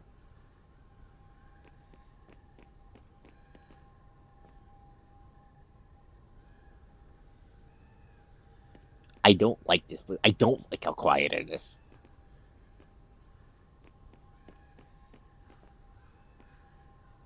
Oh, these are body bags. They were just left here. Great! Oh, I don't like this place. I do not like this place. The hospital gate is locked. It's been abandoned for a long time. Who's there?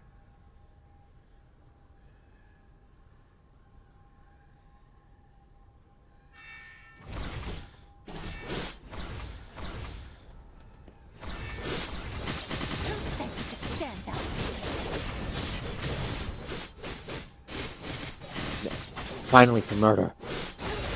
Stand up.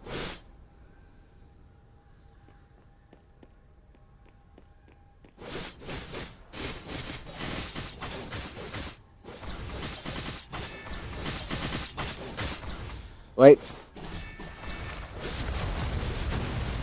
Blow up the truck to keep the monsters from respawning.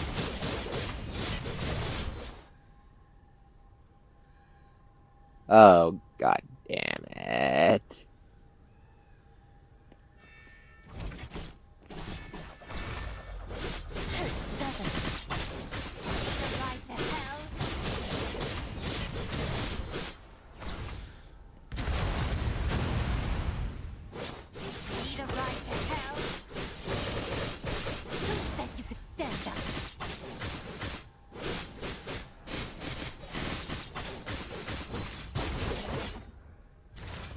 I don't like this place.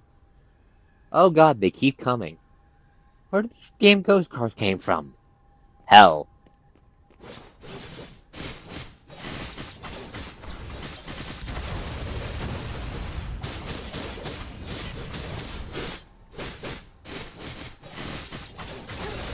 Stand up.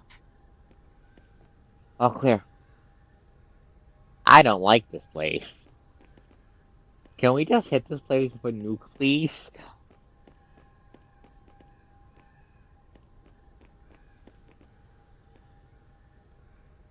Wait, Roland! What the fuck is he doing here? The orb-shaped carpets are scattered on the floor, twitching occasionally, needles within ejecting haphazardly. Sendit would not have made such a scene. If anything, this looks like a crudely made trap. Like a warning asking you to leave. State your theory. You might be right. But maybe they aren't asking us to leave. Maybe they're showing us where to go. Says not because he moves aside and stares at the wall before him. Look. Stained, decrepit walls and doors with the line written in blood red paint. This way. Ugh, very old-fashioned of them. Just like a Golden Age horror film. Why the fuck is Roland here?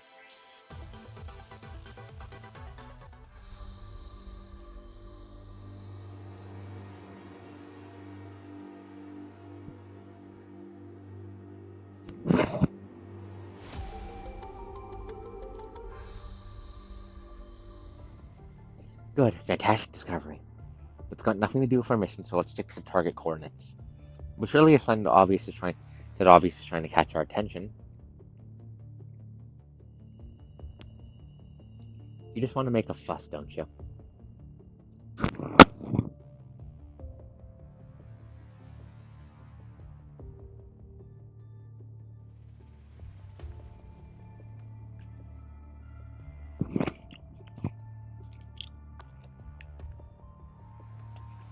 There are 4 of us here. I don't see why we can't just split the party and let me go after whoever let the graffiti. We are not splitting the party in the Hoarder arc. No, bad idea. Let's focus on the mission for now. Noctis reaches out and touches the words, the paint staining his fingers red. This is still fresh. Maybe it's from the Ascendants we've been looking for. It's not her style. You know Ascendants pretty well, don't you? Varys says impassively, but you're not sure if she's simply stating a fact or teasing you. Fine, that means we got a third party involved. What do you think we should do next? We can't call off the mission, but we shouldn't let go of such a glaring trail either. So? Send one person to investigate the corner. No, we shouldn't split the goddamn party!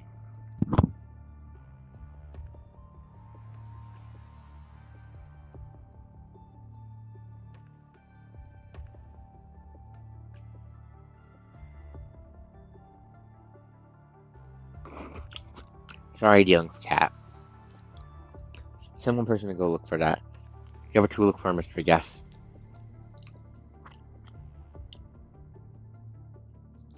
Well, we can't leave Noctis and 21 by themselves. Neither of them is good at tracking, per se.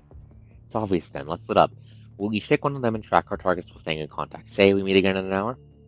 Agreed. Alright, who's with me? Both the dumbasses. Me. That won't do. Someone has to babysit the Commandant. Don't keep me from hunting ghosts. 21 is great Raven Commandant. You should totally team up with her. What do you say, Commandant? I'll take her with me then. Not to consider your opinion ignored. I didn't say I care about what you think, did I? Vera? Next time we meet in person, I'm going to slap you in the face. Well, that's enough teasing from you for now. Don't think either of them will follow your orders, but it's not like we have options right now. So, 21, you'll stay here at the Commandant and investigate the coordinates. Vera's smile makes you think something is afoot here. Understood. Right, let's get going. I'll snoop around that area first, yeah?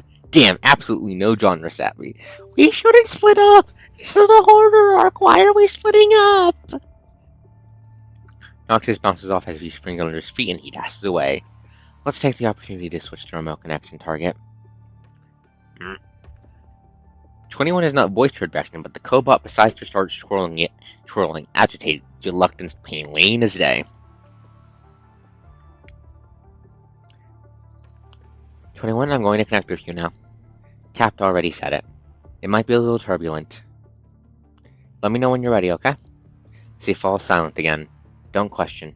Capt arranged it. I accepted it. I don't question. Alright.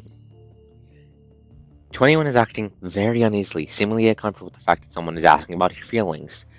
But this will have to do for now. I'm going to power your friendship this entire goddamn team if I have to. Hold on. Rebecca's voice appears in your comms. Is that necessary, Raven Commandant? It is. You've encountered a third party in the town. A third party? Fine, but I must stress that the connecting with number 21 might trigger unexpected risk. It's our best option for now. We haven't found any trace of this third party, and we're going to investigate at the same time. Meanwhile, we'll do as you say. I'll try to stay out of your way unless absolutely necessary. Yeah. But I'd like to remind you of your directive here. I'll doesn't connect you with number 21 if any accident occurs. I understand. Good luck, Commandant. Yeah, bitch.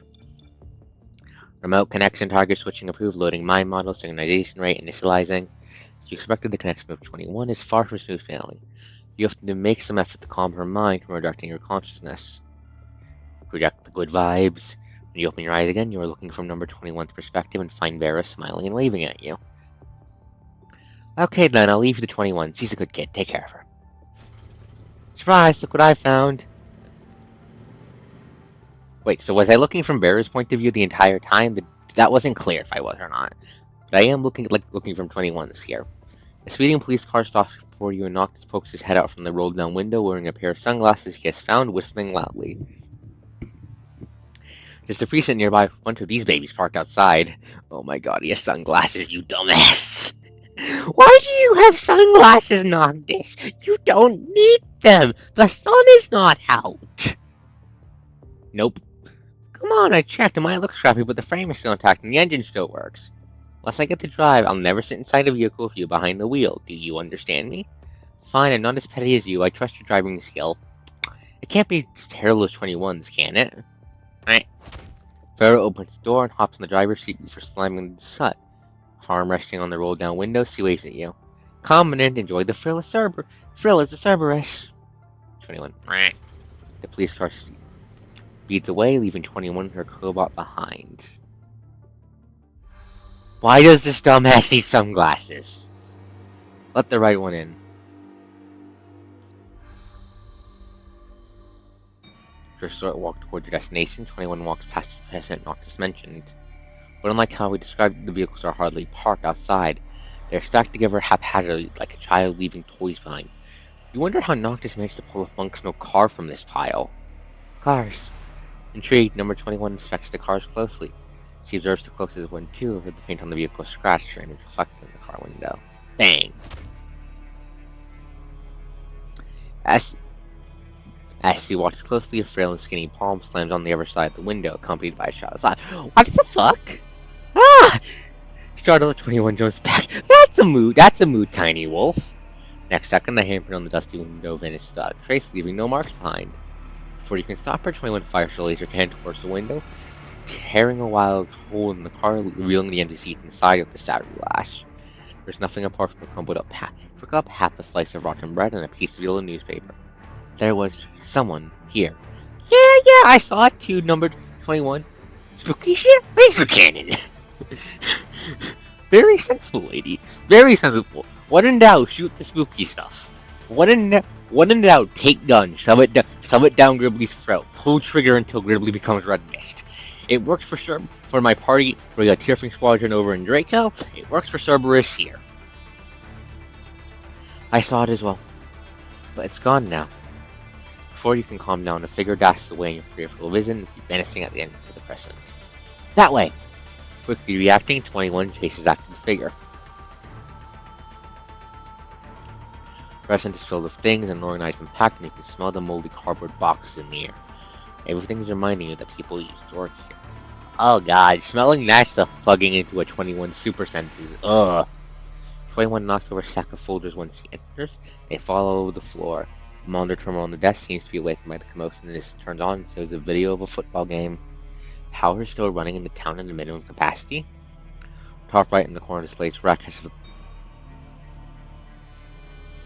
if the owner of the terminal left the seat in the station for some reason, leaving behind the game recorded the night before and played during work. I think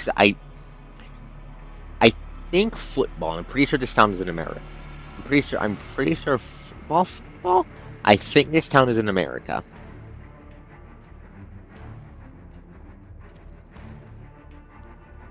The camera pans to the player's face as he raises a hand. Wait. Right after, the terminal is blasted into pieces by her laser cannon, leaving behind a wisp of black smoke amongst the shattered parts. There were people inside. 21? 21? Recordings are not Gribblies that can crawl out and kill you. You didn't need to shoot the TV. They were recordings, they weren't real.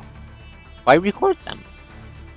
People sometimes record things, so they could share it with the people who couldn't be there. But why? Because... I'll explain later, yeah? Fine. She looks around the dim and closed space. You feel an unnailed sense of familiarity capturing her for your connection. There should be a photo on this desk, you think. But whose photo? Why would you think that? Were you here at some point? Ow, more brain fuckery. Please stop poking into my brain. I need that.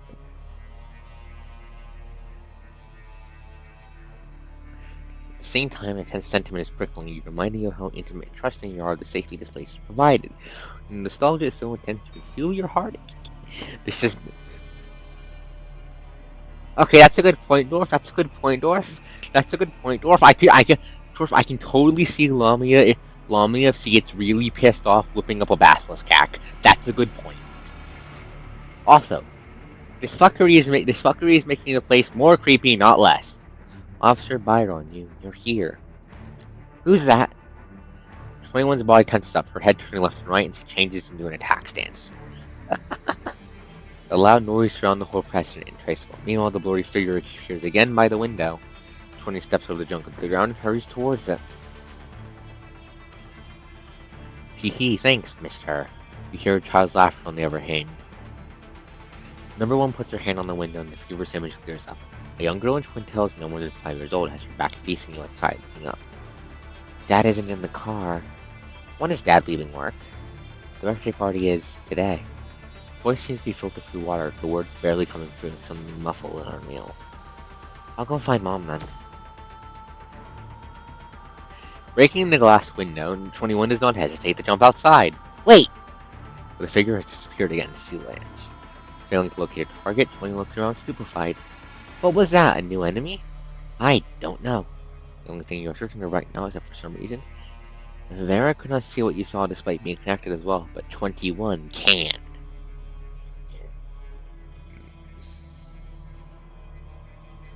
You cannot say if this is why Colonel wants you here. Have they done something to you? Is this the doing of a third party? Or have you been hallucinating, somehow transmitting your hallucinations to 21?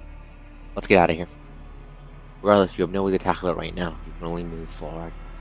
Those things can come and go without a trace. Don't get flustered. Oh, okay. Sea remembers walking in the direction of the hospital, but the silence does not last long before she shoots you a question. What is a birthday party? Birthday party? I want to hug you. You immediately recognize this. He's asking about the eerie girl mentioned. It's a celebration of a person's birthday. Celebration? Birthday? Birthday, you know, the date someone is born? People celebrate its anniversary every year. Oh, I don't have a birthday. The date your frame is activated can be your birthday. Have you lost that data? It's lost. How do I find it? You feel weird about teaching general knowledge in the middle of a mission. You cannot seem to ignore her genuine confusion. Perhaps I can help you look for it when we're back. Okay, I understand. Ugh. She suddenly stops. What's wrong? Strange feeling in my head. I don't feel very well. Ugh! The last thing you hear is 21's anguished scream. A sharp pain cuts through your head and your vision becomes blurry once more as your mind beacon drops until your connection with her is lost in the fall. Hasty footsteps around you. What happened? The device. Adjustment ready? Connection, synchronization rate dropping, disconnected. That is as far as you can stay conscious. A piercing white noise deafens you and the world turns black. How? After 30 seconds or maybe 10 minutes, you cannot tell from no perception of the outside world. You are barely awake in the dark between the moments when your senses are gone. You can almost hear some indistinct sound from outside. Your vision gradually recovers, your distant perception of time fades. You are still inside the small room, except you are now lying on a chair. You look and find a masked medic holding your head. Just a mild nosebleed. Cold, wet gauze lightly gazes your cheeks. It's taken care of. You can sit back up once you're done resting. Ow! The medic puts away the gauze and releases your head, moving away from your vision. You are immediately confronted by the blinding surgical light, and your eyes are you mastodon constructs and bulletproof vests are here as well, making the small room even more claustrophobic. In your hazy vision, you can see that they have their weapons pointed at your face. Do you fucking idiots expect me to like turn in? What's the? I'm betting punishing virus fuckery personally, Dorf.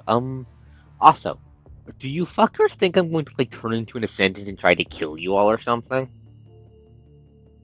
They're making sure that you're not going to go berserk and attack them. The construct calmly step back and leave the room. You slowly sit up. Sitting up in your chair, your back feeling like it has been run over by Aslam as your bone is aching crack. Your ribs are still hurting from the injury you received in the sewer.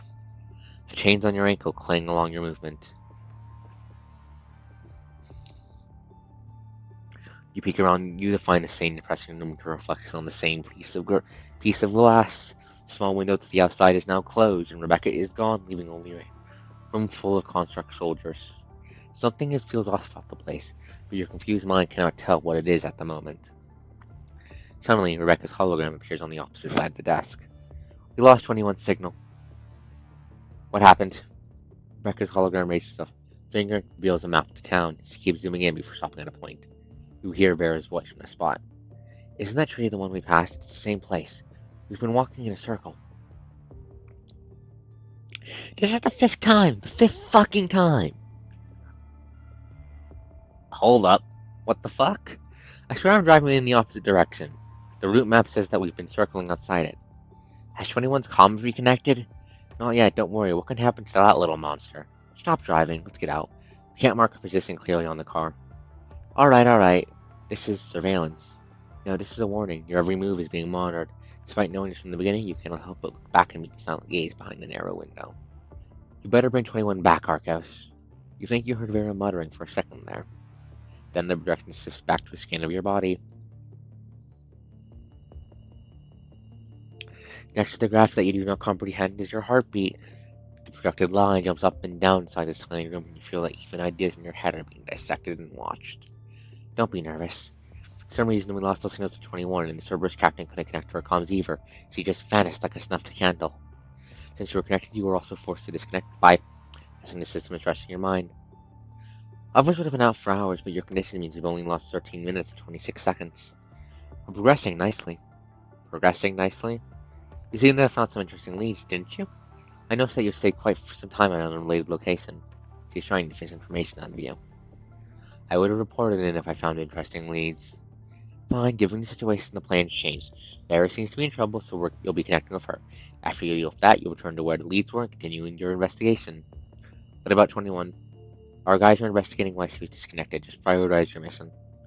Kuno's intention is clear. They just want you to work like a mule as fast as you possibly can. Is there a plan B? Excuse me? Rebecca is slightly stunned by your question, but she quickly grins again with the same sweet, gentle smile. The only term for you leaving this place is obeying our order. Do you not understand that? I have a better offer.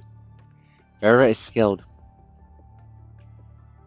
She cannot have simply gotten lost, but the fact remains that even she did not have time to search for 21 in Kuno's reporting. More importantly, you need 21, but you're not sure why, but she's the only one that can feel, hear, and see those illusions. Let me connect to 21. The problem with condition is keep the comments safe. Remember, the task force will include, given how relentless Kuno it is, it's highly possible that he would abandon their search for 21. As long as her mind is working, my mind beacon will find her.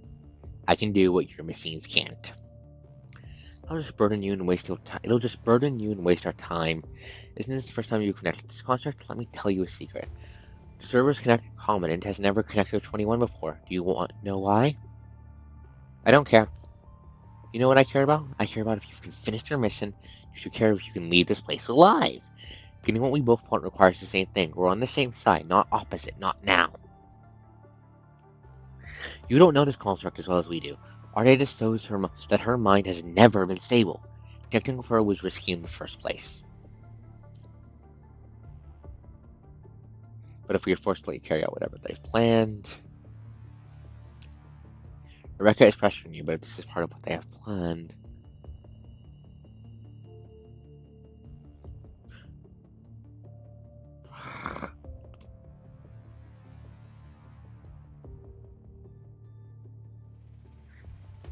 I really don't want to tell Kuno shit.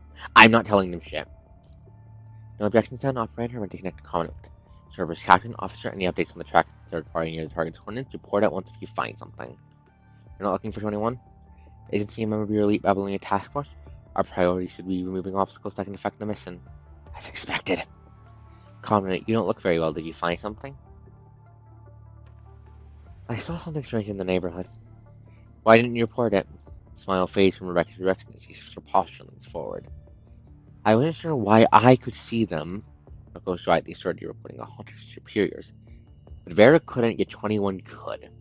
I don't know why, maybe she's special. Rebecca pauses for a second before smiling again. The image of the woman who's been frightening you has completely vanished. Very well, I see. Operator, follow what the comment said and act accordingly. But the device is overloaded in the accident, considering the maximum threshold of the comment's mind beacons specially connect to one construct. You heard her, comment. You heard him, commentant. I understand. Okay, then, prepare to connect. Please put on the remote connection device. Okay, so I had to spill the beans either way, fuck. Your mind beacon converts to muddy consciousness like a fish swimming in the deep ocean. You soon find a dot of light in front. Unlike your next Vera, it is weak, a frail cold glow. Too frail, your head hurts. Managing your breaths, you concentrate, your will steadfast. The mind beacon opens up from a thread to a net, interweaving and expanding gently. The weak glow skips around, trembling, seemingly trying to escape. Weak and obscured it may be, it is still whole. Struggle to catch it to reveal its entirety, but your efforts have been in vain. The stress on your mind over time has almost depleted your mental prowess. No, you cannot give up yet. Just try a little harder. You reach out, your attempt as futile as trying to touch the unreachable sky. But you do not give up. The infinite ocean of the mind, you keep walking on the endless path. You grab that waning light. Connection established. Curl system tight junction. Erg! Erg! Ah! Pain slowly subsides as you refamiliarize with the sensation. You find yourself back in the town. Your blurry vision, you can tell that you are indoors. Thank goodness you're safe. Stay away. 21 stumbles and sits down with a dreadful expression, surrounded by fallen or mechanoids and medic bots that look like her cobot. Like an animal, 21 has her arms by her body, her back bent. She growls quietly like a wild beast. You know that she would have bitten you if you were standing before her physically. Stay away from me! Her jaw is trembling as well, muddling her words. Bandages drenched with vital fluid lie on the tile floor next to a half-empty bottle of isopropyl alcohol. You faintly see the wound on her abdomen, soaked drops failing to stop her from bleeding. She seems to have been trying to patch herself up. Listen to me, 21. Get out of my head. You shouldn't be using that. That's for human. She keeps repeating her grumbling command. There seems to be a black fog lurking at the end of the light, ready to devour her at a moment's notice. You know me, 21. I'm not going to hurt you, Arcos? Your words seem to work. The hostility ceased to playing is slightly relaxed. She seems less tense. It's taken almost 20 seconds. Silent. Number 21 does not clench with her fist nor command Buddy to attack. She seems to have been trapped inside a trance, stuck with a question she cannot enter, and so she does not. The black fog dissipates, not disappearing entirely, retreating to somewhere not far behind you. It's far enough away from her now, and she is safe from being immediately devoured. Arcos, is that you inside my head? It is, I'm sorry. What have you done to me? I've connected with you? She looks left and right, left again. Till she is shaking her head violently as if trying to get rid of the voice in her head. I don't want you. All you can do is maintain your focus amongst all the pain and tiredness, controlling your mind beacon, reducing the sense of invasion as much as you can. Capt. I can't connect with Vera for now. We'll have to look for her ourselves. Have to find Capt. 21 mumbles to herself and briefly quiets down. Despite feeling her rejection, you can feel the connection stabilizing. She does not trust you. Even if you've connected before, her attitude has not softened. In fact, it has gotten even odder. The hallucinations seem to affect her quite a bit. I hate strangers inside here. She points at her head. What do you mean, strangers? Oh no. I won't probe your mind, I swear. This is the best you can promise, anyway. Okay. She replies constantly, her tone suggesting that she would terminate the connection forcefully if you make her feel uneasy. I'll listen to you for now. Let's treat your wound first. Okay. After stopping the bleeding with a frost patch, 21 asks you again. What do we do now? Rendezvous with Vera and Noctis. Complete the mission, then we find Capt. Did anything happen while we were disconnected? I followed my orders and arrived here finding traces of battle. Traces of battle? Yes, and then the headache. I don't know what happened. Just to be safe, let's look around this place once more. Okay. She answers quietly. Your mission officially begins and 21 is no longer alone.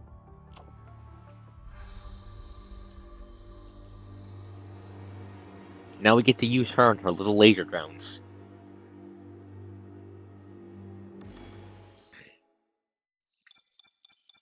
Number 21 pointing the way, you discover signs of battle in the hospital reception. The device used to detect normal mind fluctuation that sees brought along has not stopped beeping either. Is that like a Geiger counter for psychic bullshit? Luna was here, and she was in a fight. You cannot find more information even with the device afterward. Looks like she left a long time ago. This feels familiar. Indeed, ever since you entered the hospital, you have had the same feeling, just like back in the precinct. Not before the connection. You only felt it after connecting with me? Yes. She answers. 21 walks forward along the hallway, guided only by instincts and thumping familiarity. The creepiest thing happens. Blurry white shades appear around 21 like a scene straight out of a movie, and the hallway is filled with these apparitions in white gowns walking back and forth through her. Hello! Fuck off! I don't like this! Ugh! Blurry's faces are hackles like an agitated beast, looking around and growling at the shades approaching her. They're just illusions. They can't hurt you. The strange girl appears again ahead of you, her hand holding a bundle of daisies. Standing opposite of her is a gentle-looking shade. My dad's coworker gave me that. The image is not clear, you can only see the profile of the girl. The person opposite her bends down slightly, patting the girl's hair. You can almost feel the soft touch in your skin, the scent of rubbing calling those hands, and the love in the tender movement. Stunned by the peculiar warmth in her chest, 21's defensive raised arm is lower to her sides. I just want to go back with you, Mom. Mom? 21 approaches to say distinctively for a closer look. But the moment she steps forward, all images disappear, leaving behind the medic box and equipment in the dilapidated corridors as if nothing has happened. We're there. She pauses for a second and asks it out loud. Were there experiments here? Experiments?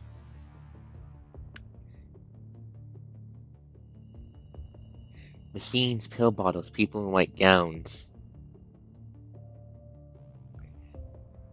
Medic bots, scientists, is this a place where they can perform experiments?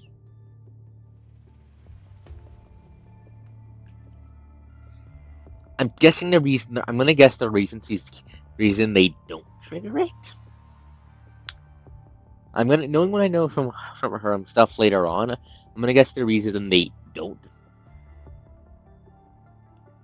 I'm gonna guess the reason they don't trigger problems. That means she doesn't have to look at. She doesn't have to look at her hands. If I had to guess, I'm not sure.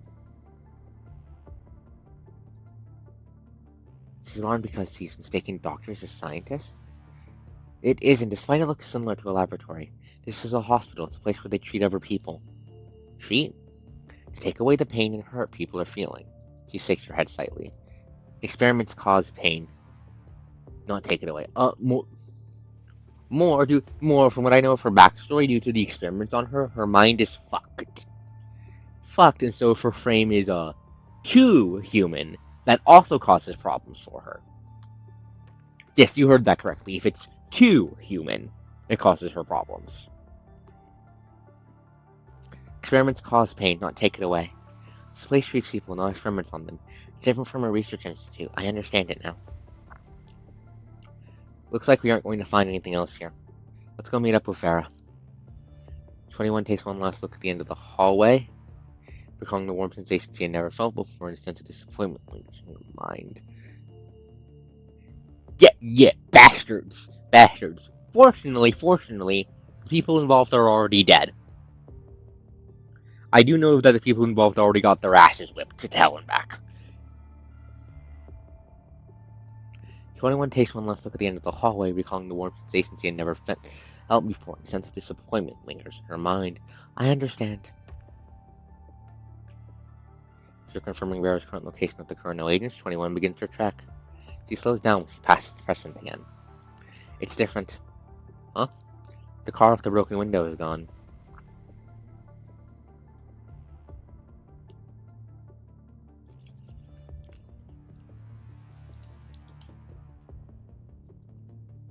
You take a careful look around, and the police car with the broken window has indeed disappeared.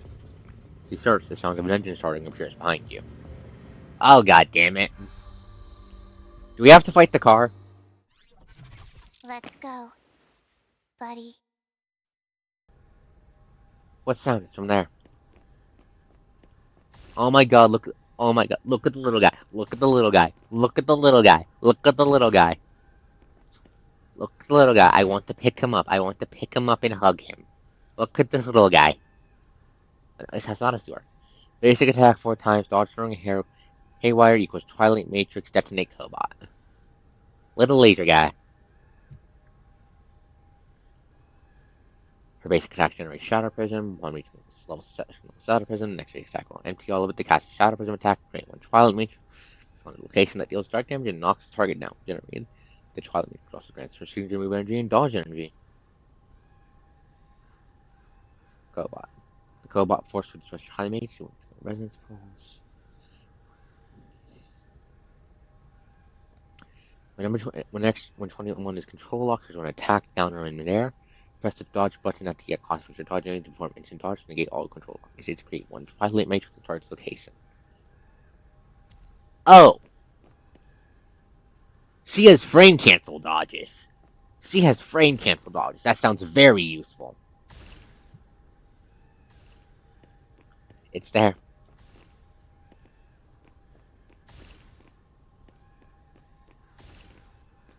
Yes, he's got 2 little robot buddies.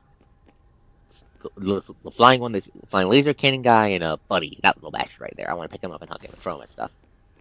Is that going to explode?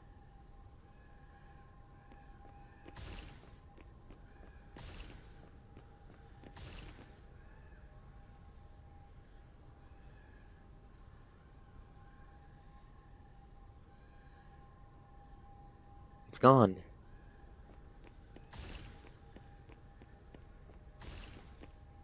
Little buddy just keeps eating himself.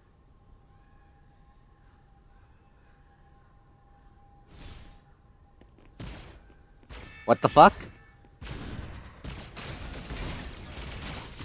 Okay, that's what it does. Oh, hey, a little. What is this? Standing? Oh. I can crush it, right? Oh, hey, zombies. I don't like. Also, hey, the little buddy kicks at. The little buddy kills things.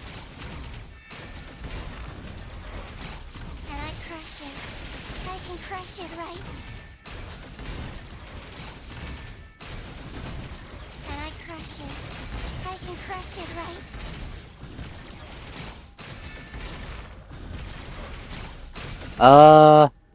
No. The experiments continue. There's nowhere for. Can I crush it? I can crush it, right? Destruction begins. Oh, that's a weird ult. But no, the normal Mook corrupted are like black industrial worker bots. These are new. These look like constructs. These look like fucked up constructs. Yeah, these look like constructs. There's nowhere for test subjects to flee. The experiments continue. Can I crush it? I can crush it, right? Oh, Claire. I sensed gaze. I like how she almost falls over when she stops. That's cute. Hee hee. Oh, that's fucked. It's the dog that was following me. I feel it. Didn't you snap that one? Didn't you snap his neck? Is it going to get up and try to kill us?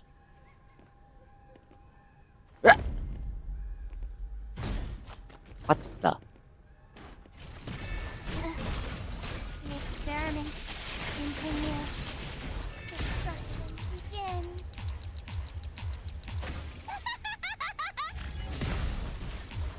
I have no idea how her ult works. I have no idea how her ult works, to be honest.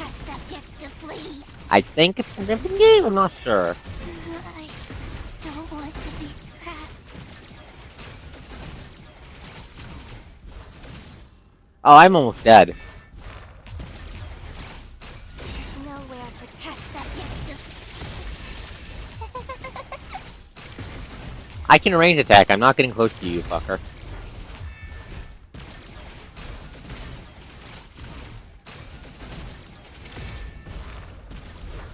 Can I crush it? There's nowhere for test subjects. Destruction I have no idea how her role works. And I crush it. I can crush it, right?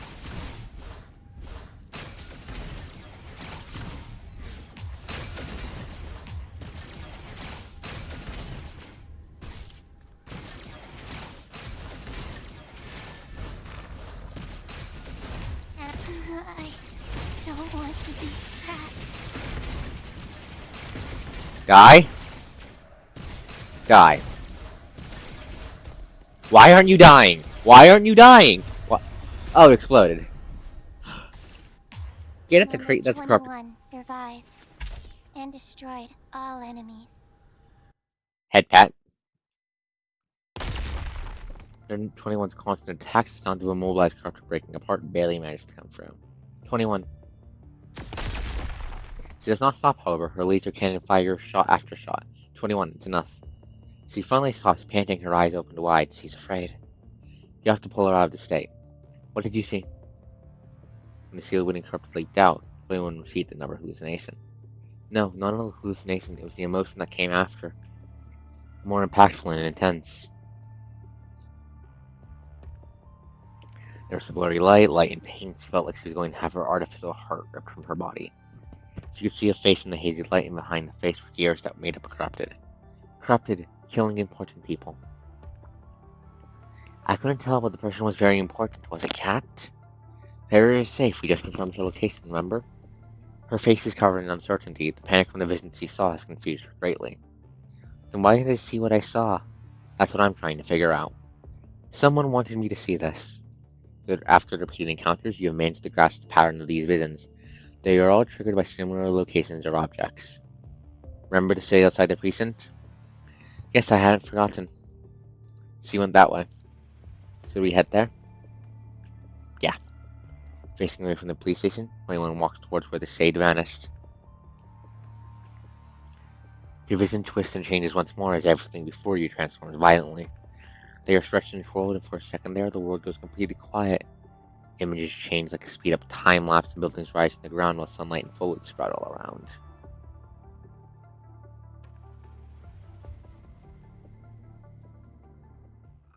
Wait for me. Distant broken words come from afar, as if coming out of a dream. Wait for me! Follows the voice that seems to be deep inside your head, and the image of the girl facing away appears once more before you. Follow her. Roger! This is so fucking creepy. I don't know why Kuro decided to do a horror arc, but it is fucking spooky. 12, 6, halfway through. Okay. 12 missions done in total.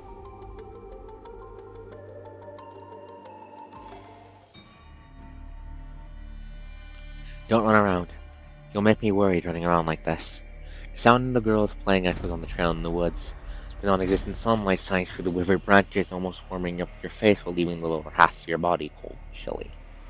Come on. Two blurry shapes chase each other, one of them turning around and waving. Take my hand. 21 follows after.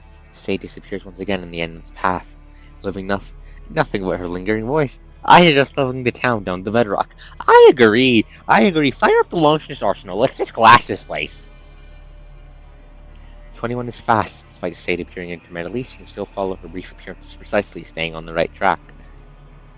One vision after another, you feel like you're in a dream, trembling as the scenery shifts in and out of the bright sunny day. Abrupt emotions take a hold of you. You sweat underneath the connection device. You can hardly tell whether you are on Babylonia inside Kurno's interrogation room, or if you are physically standing on the rotten land. As torturous back and forth, you are almost lost in the current, except the white construct constantly moving. It's there to remind you that this is real. The light here grows amidst the clouds, air and dust from a quick, thick-moving storm, and the wind bellows like a grey waves crossing to the shore. The roar of the waves, the roar of the end. This smells of cliff bullshit. After the state of the girl disappears for one last time, 21 looks around and finds herself standing before a rusty iron door. The night wind howls and the unearthly light shines overhead, cast 21 in the shadow of a giant house behind the iron gate. You look toward the source of the light to find the full moon sitting in the west. Moonlight shines through the cracked gap extending from the roof to the wall, covering the beavers flying outside the house. I don't like this place. Let's go, buddy. Dan? Boom. Frozen somewhere. I hope that was Noctis, not Roland killing them.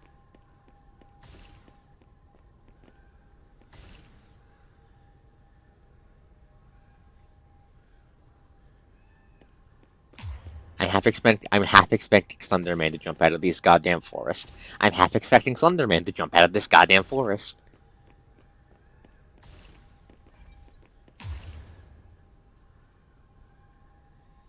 This place, I feel like I've been here before. I should look around first.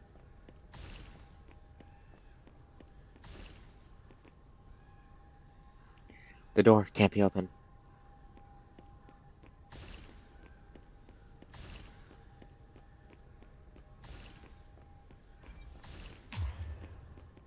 The wall cracked because of the explosion.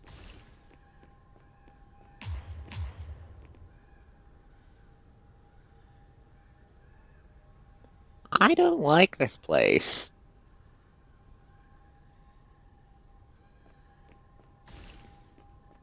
I don't like this place. Entrance found.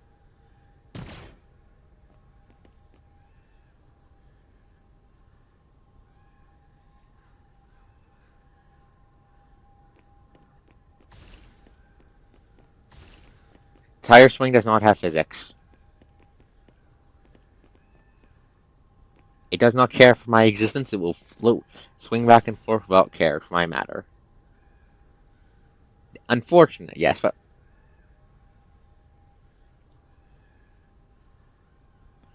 no shadows in the window. Okay. Looks like there are only choices to head inside.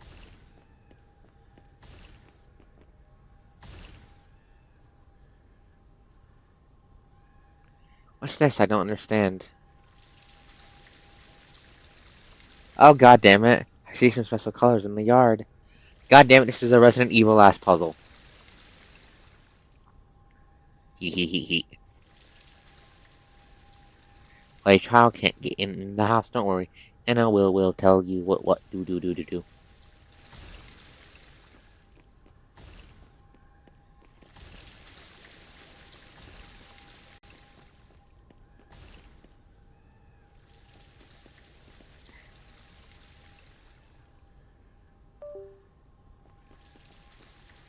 Give me a second. Mouse is being weird.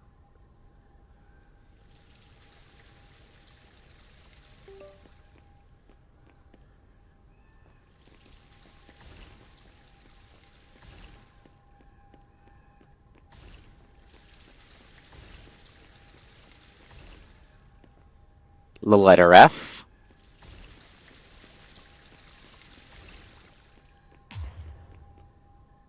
Edgy T.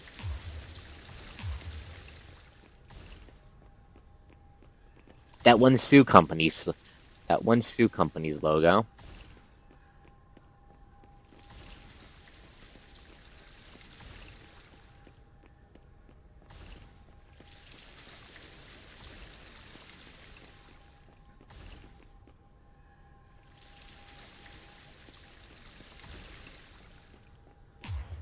Where's the fourth one?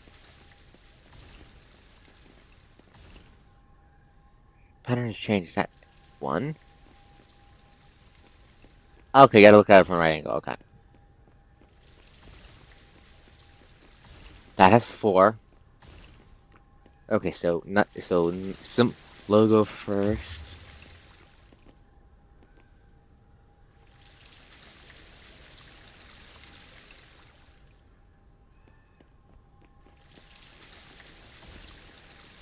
Ah, there.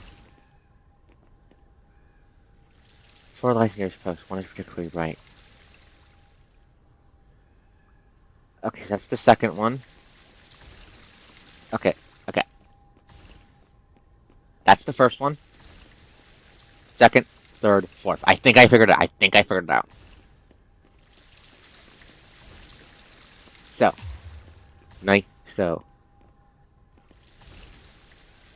Nike symbol.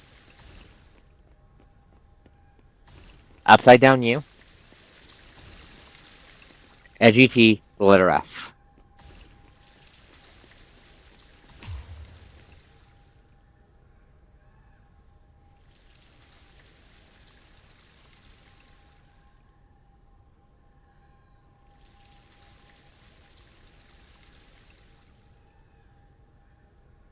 Okay.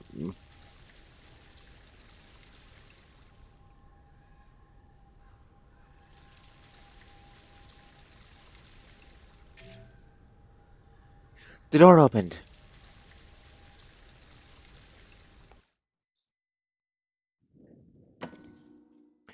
Crisp ping from springing the lock, the door opens. Your vision twirls and a dreamlike scene unfolds before you. The entrance is clean and tidy, with sunlight shining from the window from outside. You can almost smell the freshly baked bread in the air, the tiny specks of dust spin and float in the light. You can hear the girl's laughter coming from deep inside the room. Everything is calm and pleasant. Bizarre vision takes you aback, but since this has happened to you, that this is a real memory is unmistakable. Sensation is also transient to 21, who is fully synchronized with you. So you almost lost your feet breathing, and you can feel the angst, confusion, your boiling mind. Ah, this is fucked. As if unconsciously, she walks into the living room. The moment she steps through the door, everything dissipates. The sunlight, the warm, tidy room, and the laughter are all gone. All that remains is the ruin before you. 21 steps inside, looking around, bewildered. What was that? It smelled good. The fragrances and warmth. She inspects the room. A picture frame on the desk nearest to her catches your attention.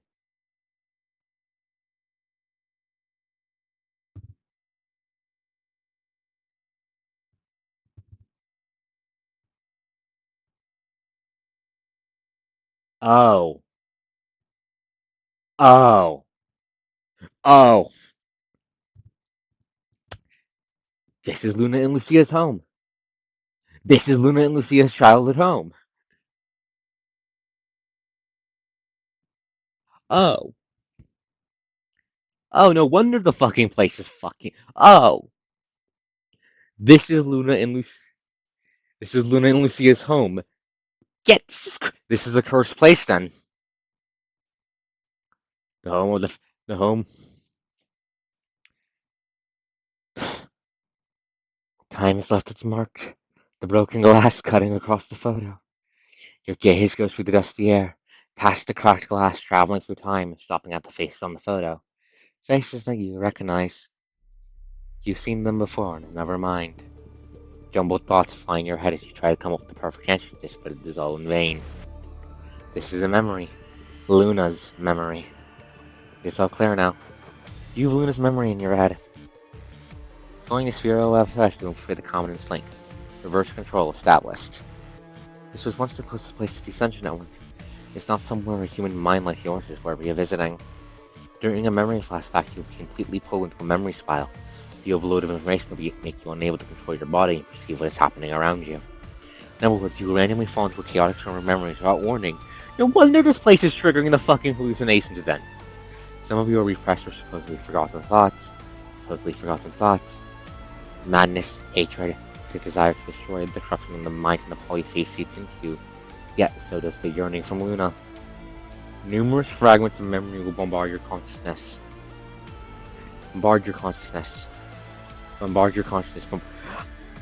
Hello, voice of the pun. Hello, I think this is the voice of the punching virus saying hi.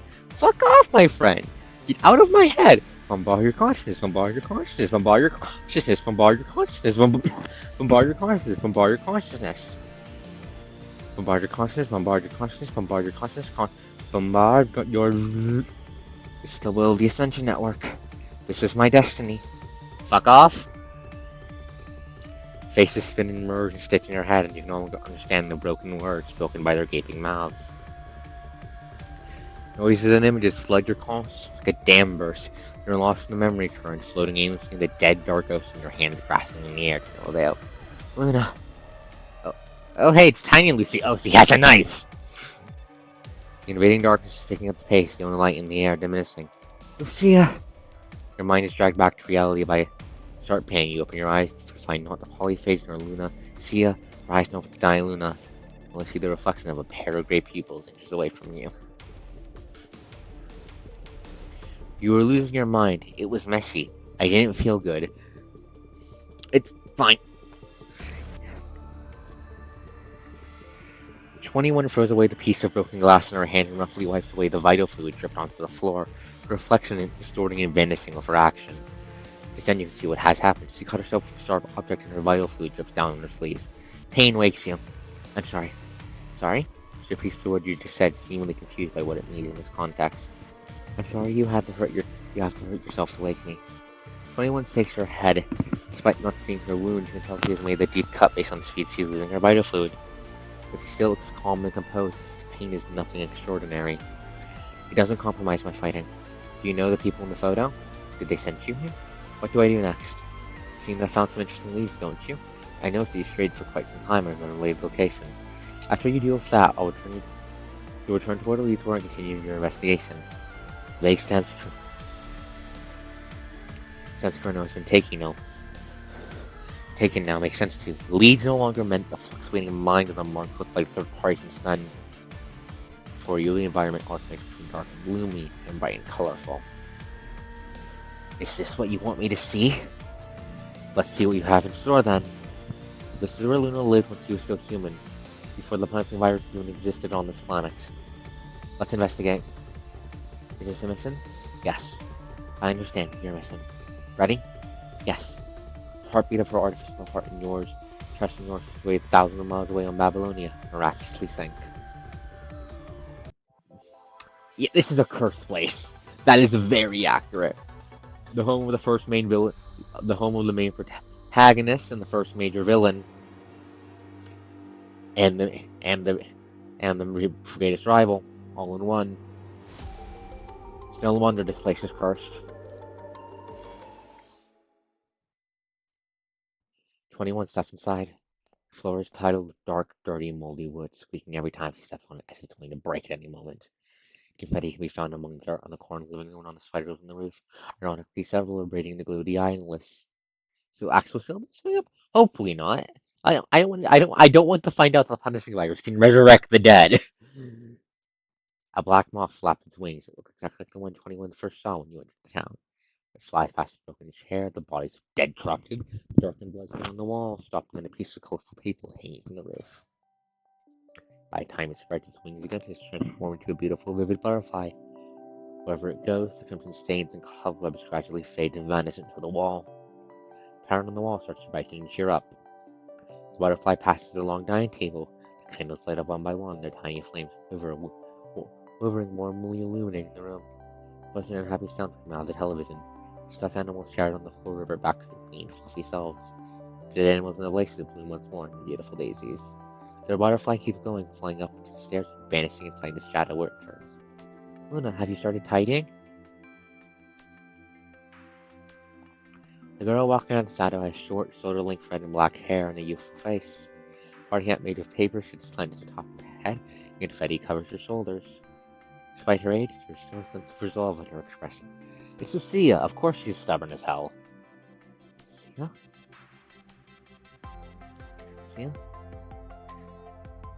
You turn around and look. A wooden rocking horse drifts back and forth by the fireplace.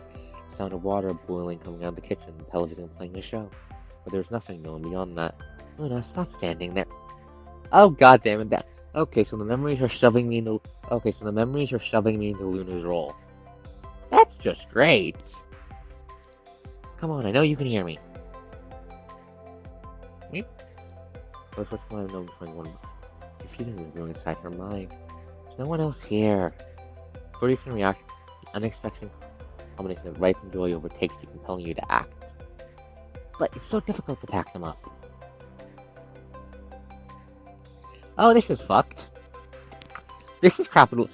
I'm calling this grade A clip bullshit. I'm calling it here as grade A clip bullshit. You no longer control the pineapple line comes out of your mouth like capitals coming out of a gacha machine after it's been fed coins. Don't know how to put them back in. A small hill of empty gift boxes piled on the sofa seems to have heard you. They fall all over the floor, unable to bear their own weight. Fuck you, gravity. It's because you were impatient to open all the boxes yourself. They were for us anyway. Forget the boxes then, I'll move them into the bedroom. Okay, Lucy is the best. Despite its significance, getting your way when you're being priestess fills your body with the happiness and satisfaction of the mundane. But we still have to clean up the floor and set the table before Dad and Mom are back. I know. Stick your tongue out and turn around, clearly heading towards the storage room where your cleaning products are stored. You reach out for the door and your fingers go right through the illusions around you, immediately melt away and it colors dull. This is grade A clip bullshit. I do not like this. This is spooky. Storage before you turn into a few empty cells on the wall. A scroll childlike paint over a transit above with "Go to hell and meet voodoo" written next to it. It's ridiculous but scary. Drag you back to reality. The emotions that have taken over you are also gone without a trace. The smile on 21's face immediately turns back to an emotionless indifference. Fucked. I'm calling it as it is grade A clip bullshit. I'm calling it as it is grade A clip bullshit. I'm calling it as it is grade A clip bullshit. What was that? Ugh. The thing in your head was affecting me. I'm not used to saying strange words, nor smiling. I don't like smiling, but I couldn't control it. Me neither. You neither? But that wasn't me. Could you not control it either? Yeah, we're in those visions I'm also drawn in. I couldn't control myself. But I don't understand what they were doing. I'd never seen a room like this or tried things like that. Something about them made me feel comfortable.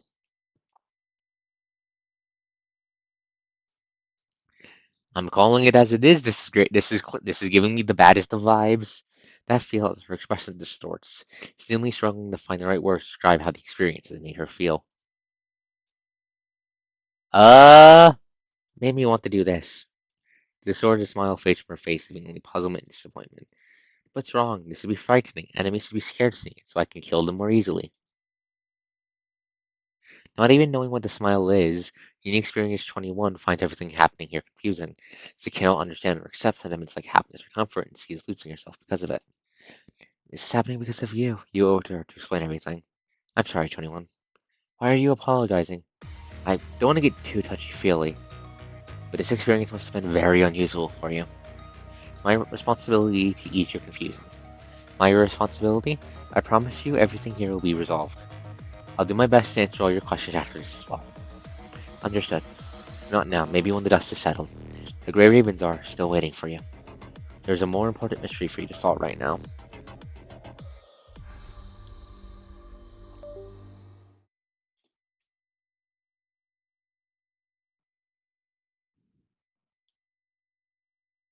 Alright, I need to do something. Give me a sec. Give me a second.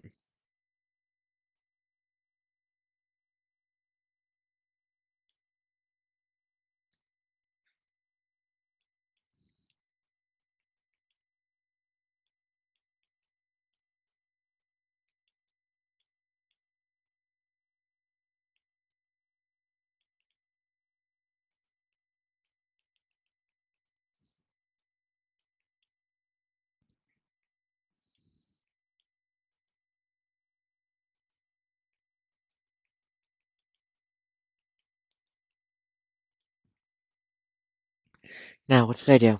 Understood. Follow clues and investigate.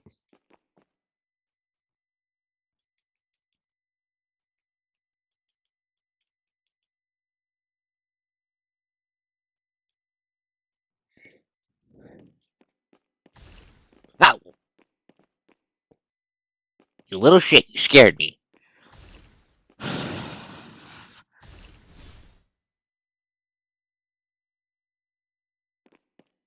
Corrupted are here. 21, get ready.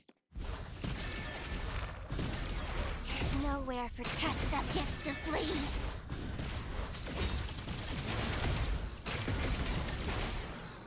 All clear. Moving on.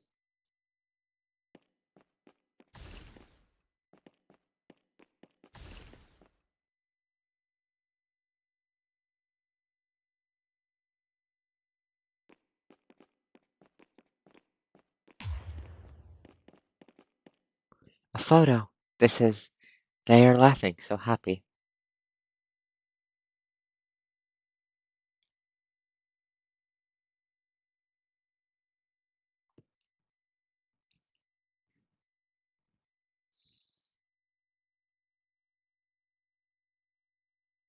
Looks like we're back to where we started. My brain can't control my brain.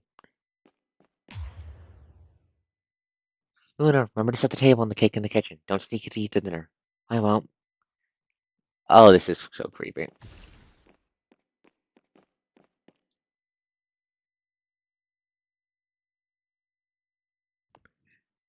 This is so fucking spooky.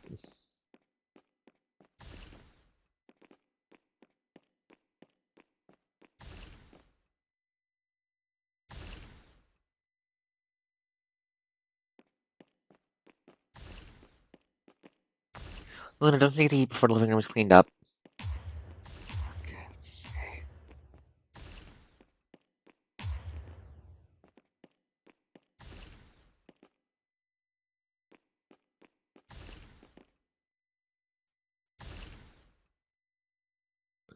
I am so spooked.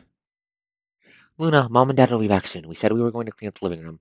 Don't be lazy, or Mom and Dad will be angry when they come back. Understood. Go to the kitchen.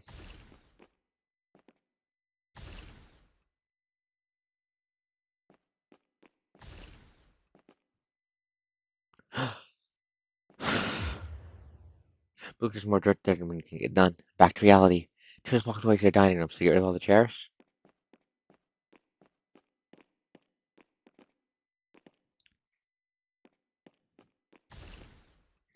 Man, the memory stuffing me and 21 into the role of Luna is very spooky.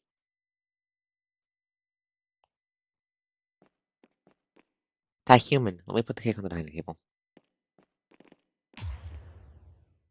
Is this the cake? Smells bad. Ah, and into another vision again.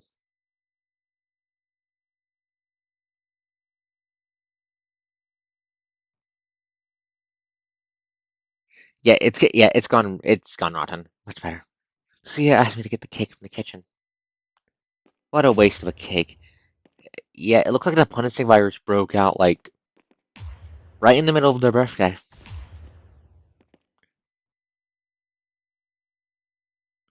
That's a good looking cake too. What a waste of a cake.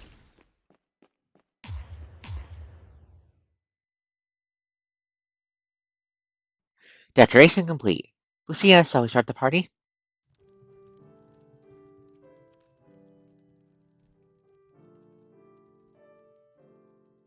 This is very spooky.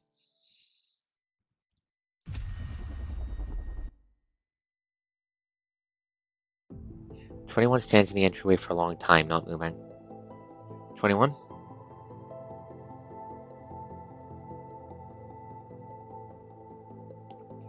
Honestly, with how responsible Lucia is, the only reason I'm thinking she's not the one who made the cake is the fact that we know for a fact Lucia cannot cook.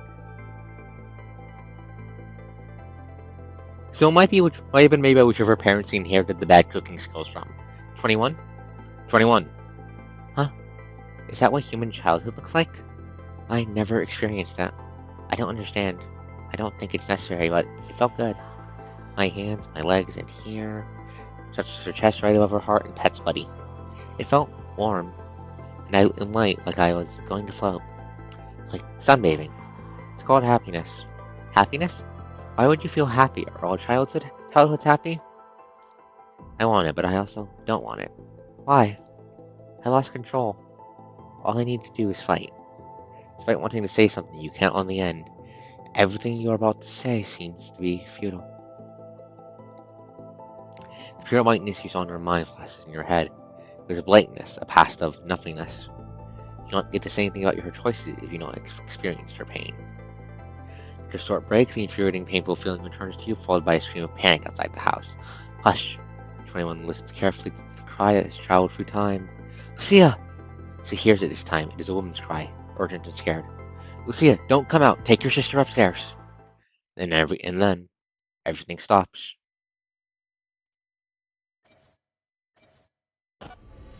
Oh, this is fucked. Lucia, follow me. You begin to hear countless screams. Footsteps appear beside you, and you feel a force pushing you, light but resolute. Yeah, punishing virus broke out on their goddamn fucking birthday. That is Lucia. You cannot help but start moving. The wind howls next to your face as fear and confusion are about to drown you. You open your eyes to find yourself at the end of the colorful corridor. Your palm is a small hand as the young Lucia holds you. Follow me.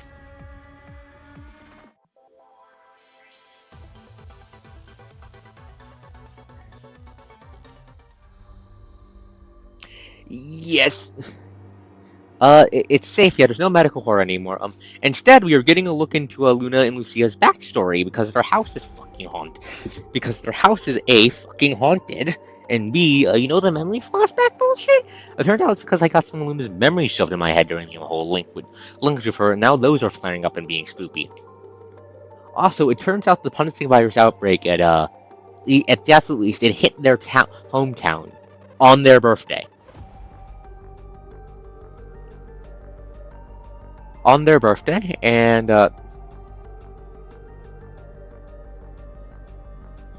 well, how do I put this? At the absolute least, Lucia saw her parents die. Saw one of her parents die. It should be safe. There should be no medical stuff, but things are still pretty spooky. Right now, the memory bullshit. Right now, the memory bullshit is going on so strong that we are basically getting shoved into Luna's role during her role in her own memories. It's very spooky and very trippy.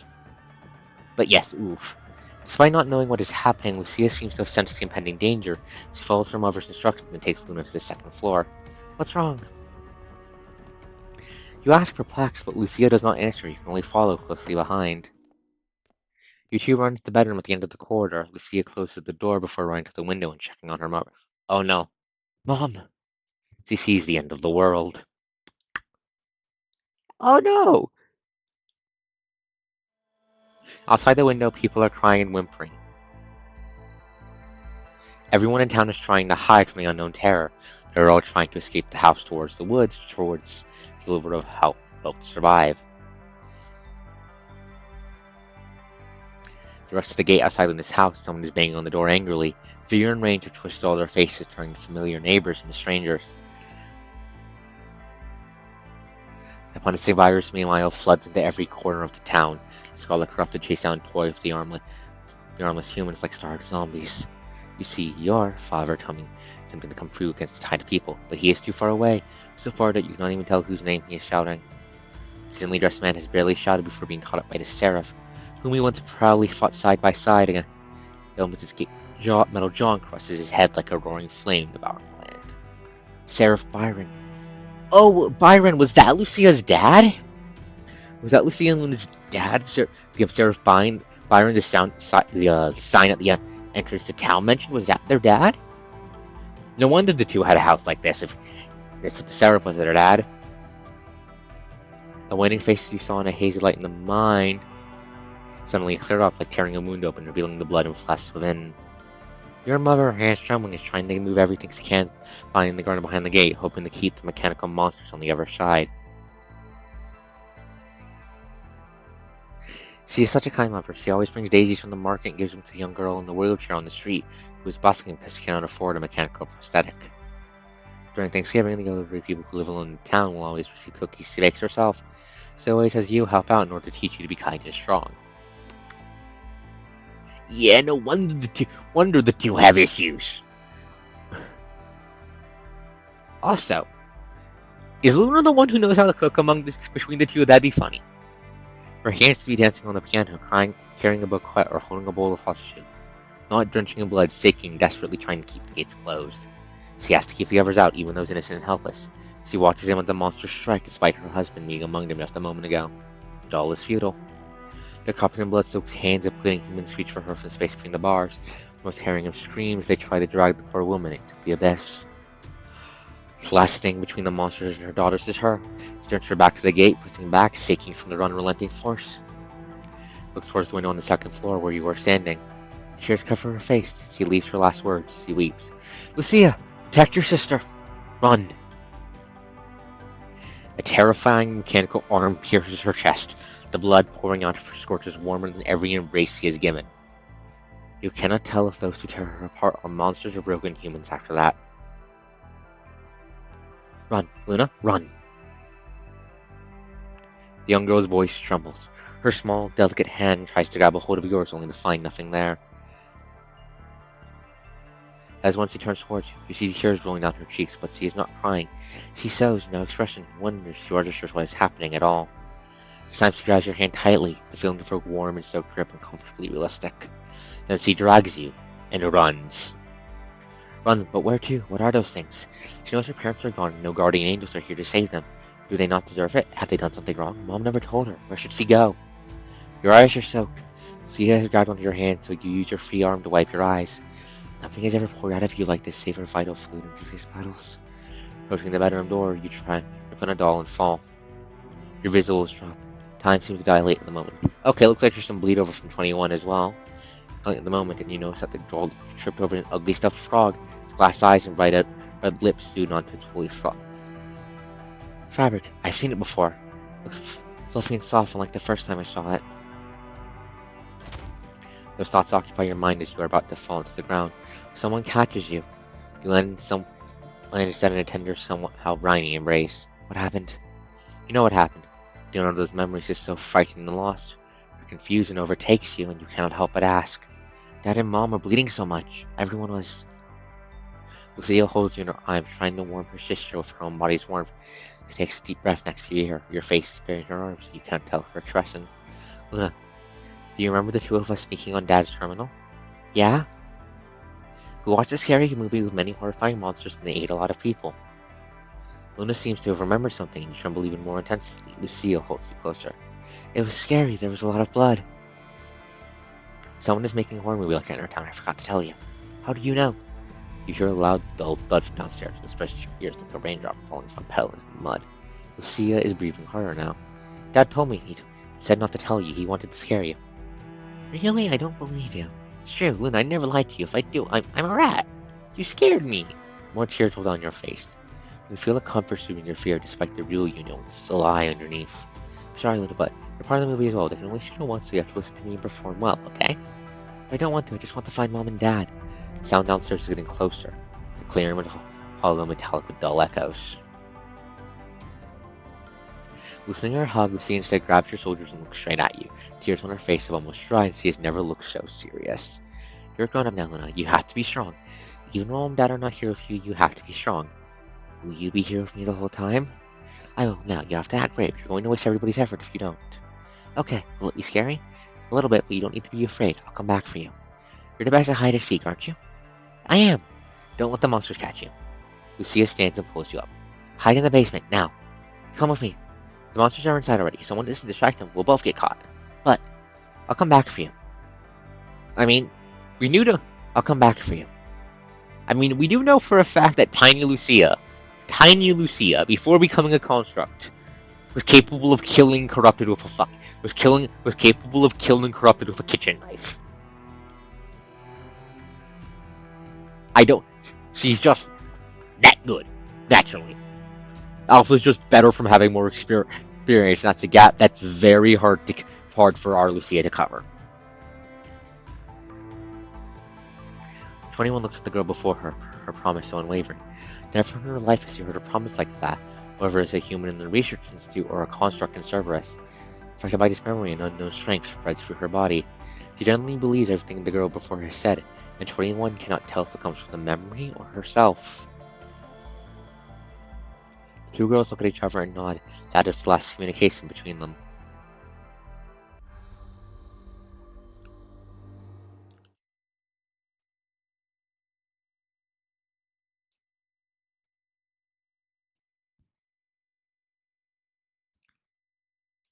There's the frog, Plessy.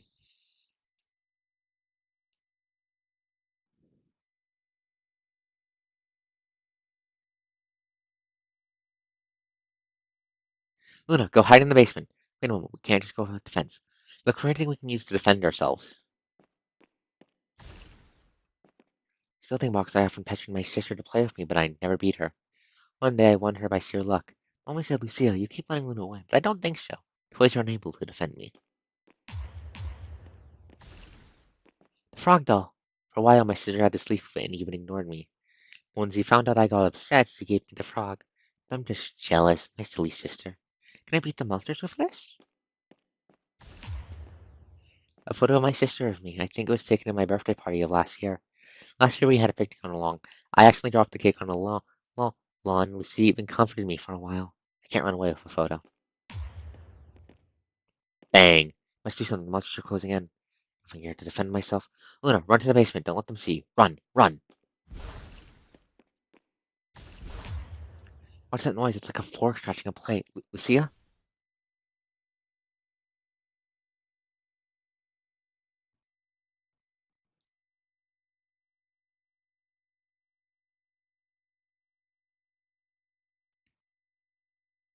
Oh fuck. Hi, fucking spooky corrupted. Oh no, Luna, hide in the room beside you. What about you? Hurry up. Go. Hide.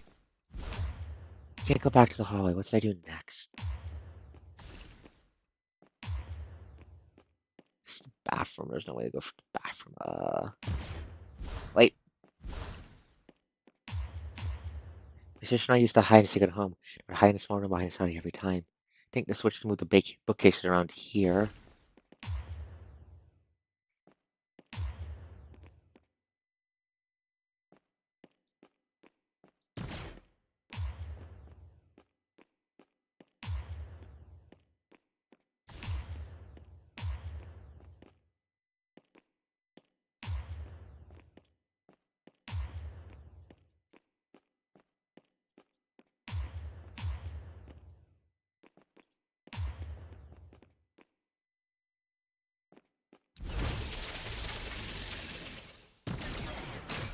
I'm pretty sure Lucia's gonna be fine. She can't die. She has to survive to the main day somehow to become Alpha and Grey Raven Lucia. Wait, there it is. Okay.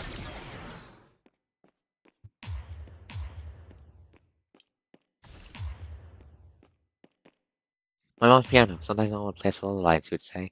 When I grow up, teach me to play the piano. What am I going to grow up? Mom teach me how to play? Huh, these keys sound a little strange.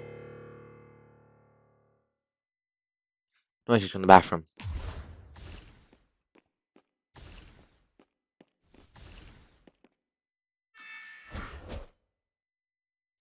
Feels weird for she's technically she's not. Oh shit, corrupted. Technically, I'm the one sinking through it, and technically, I'm the one getting sinking with it. 21's just getting hit with it by proxy because she's connected to me. So technically, so basically, it's happening through me, and she's just getting caught up with it because I'm synced with her. Need to find a place to hide.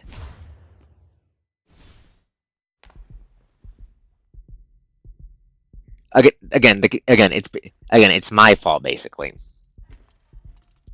Fuck off.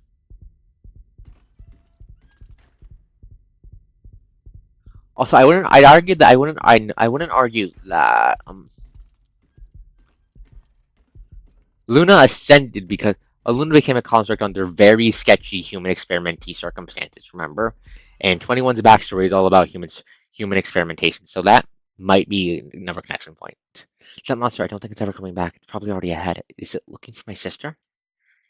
But again, it's mostly coming through me. I think so. I think so. The connection is mostly just she's plugged into my brain and it's playing in my brain and going on. So that's why it's happening. Ah, road's cut off. I think the front is blocked. Changing the course of events. But yeah. But again, it's basically happening for me, from what I understand. I don't trust that TV. I'm meta. I think number 21's backstory being full of human experimentation and all that stuff is supposed to be telling us something about Luna's backstory. Just be inside, go have a look. That's what I guess. They're using number 21 her backstory to tell us more about Luna. This is a piano. Different keys can make different sounds. I saw a human. She was sitting there with many flowers on her dress. Her fingers were long. She was playing the piano, giving a pleasant sound like sunlight. Oh crap! Here we go again.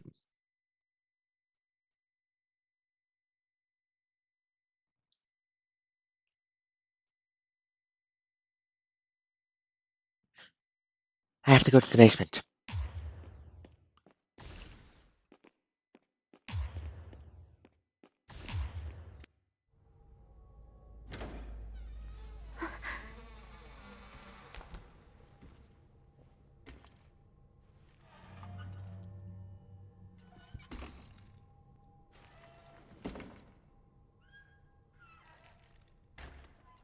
Pretty sure. We know Luna's gonna survive this. I'm gonna imagine Lucia's probably gonna jump it with a knife. Please jump it with a knife, Lucia.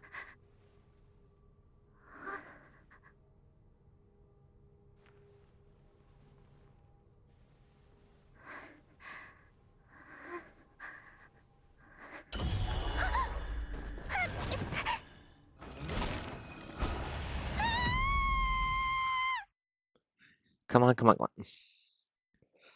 on. Oh, the doll's fucking here. The road is cut off again. Is that the doll in the window? Who put it there? Hi, are you trying to kill me? Put the doll away.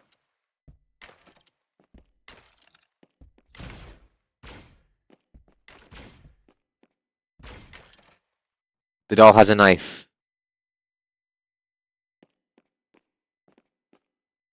Oh.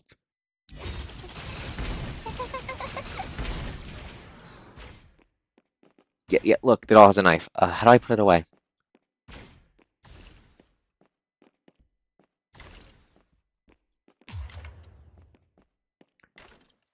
Shit, you're right, and it's following us. Attacking it might be the wrong move then. Put the doll away.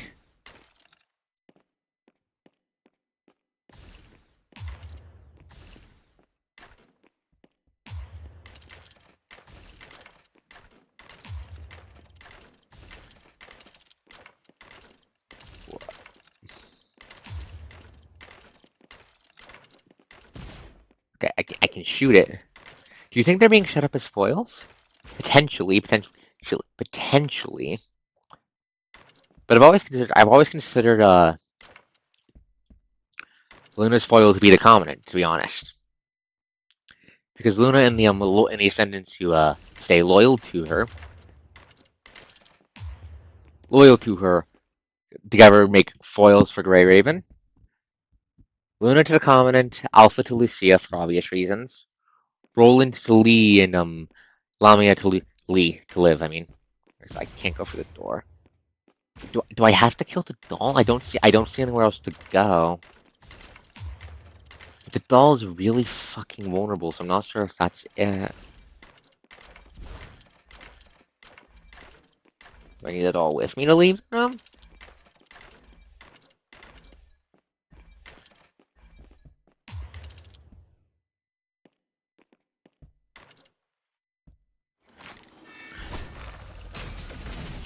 Okay, it attacked me, it dies. Okay, it attacked me, it dies. Nowhere for test subjects to flee.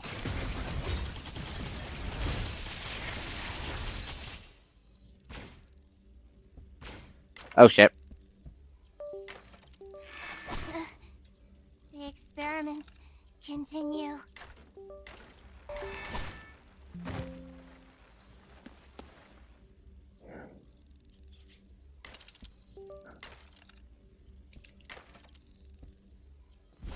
There we go. Controller turned off there for a second. Yeah, I don't see any other way. I don't see anything else to do but blow up the doll. I can't go for the doors. Let's give another little run. And it is attacking me.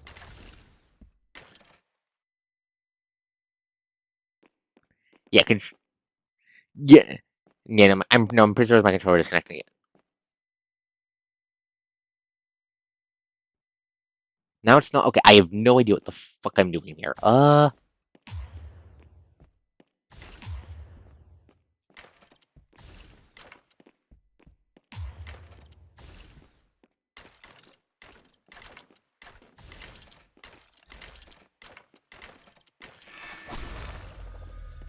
Why does it attack? Okay.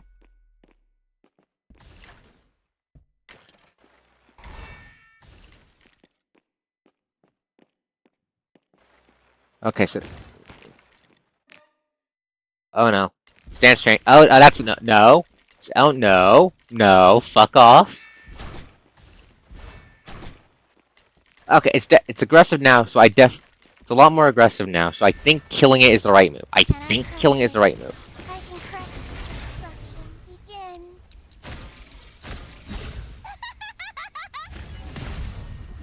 Yeah, killing it looks like it was the right move for move, I think. Number 21 survived and destroyed all enemies.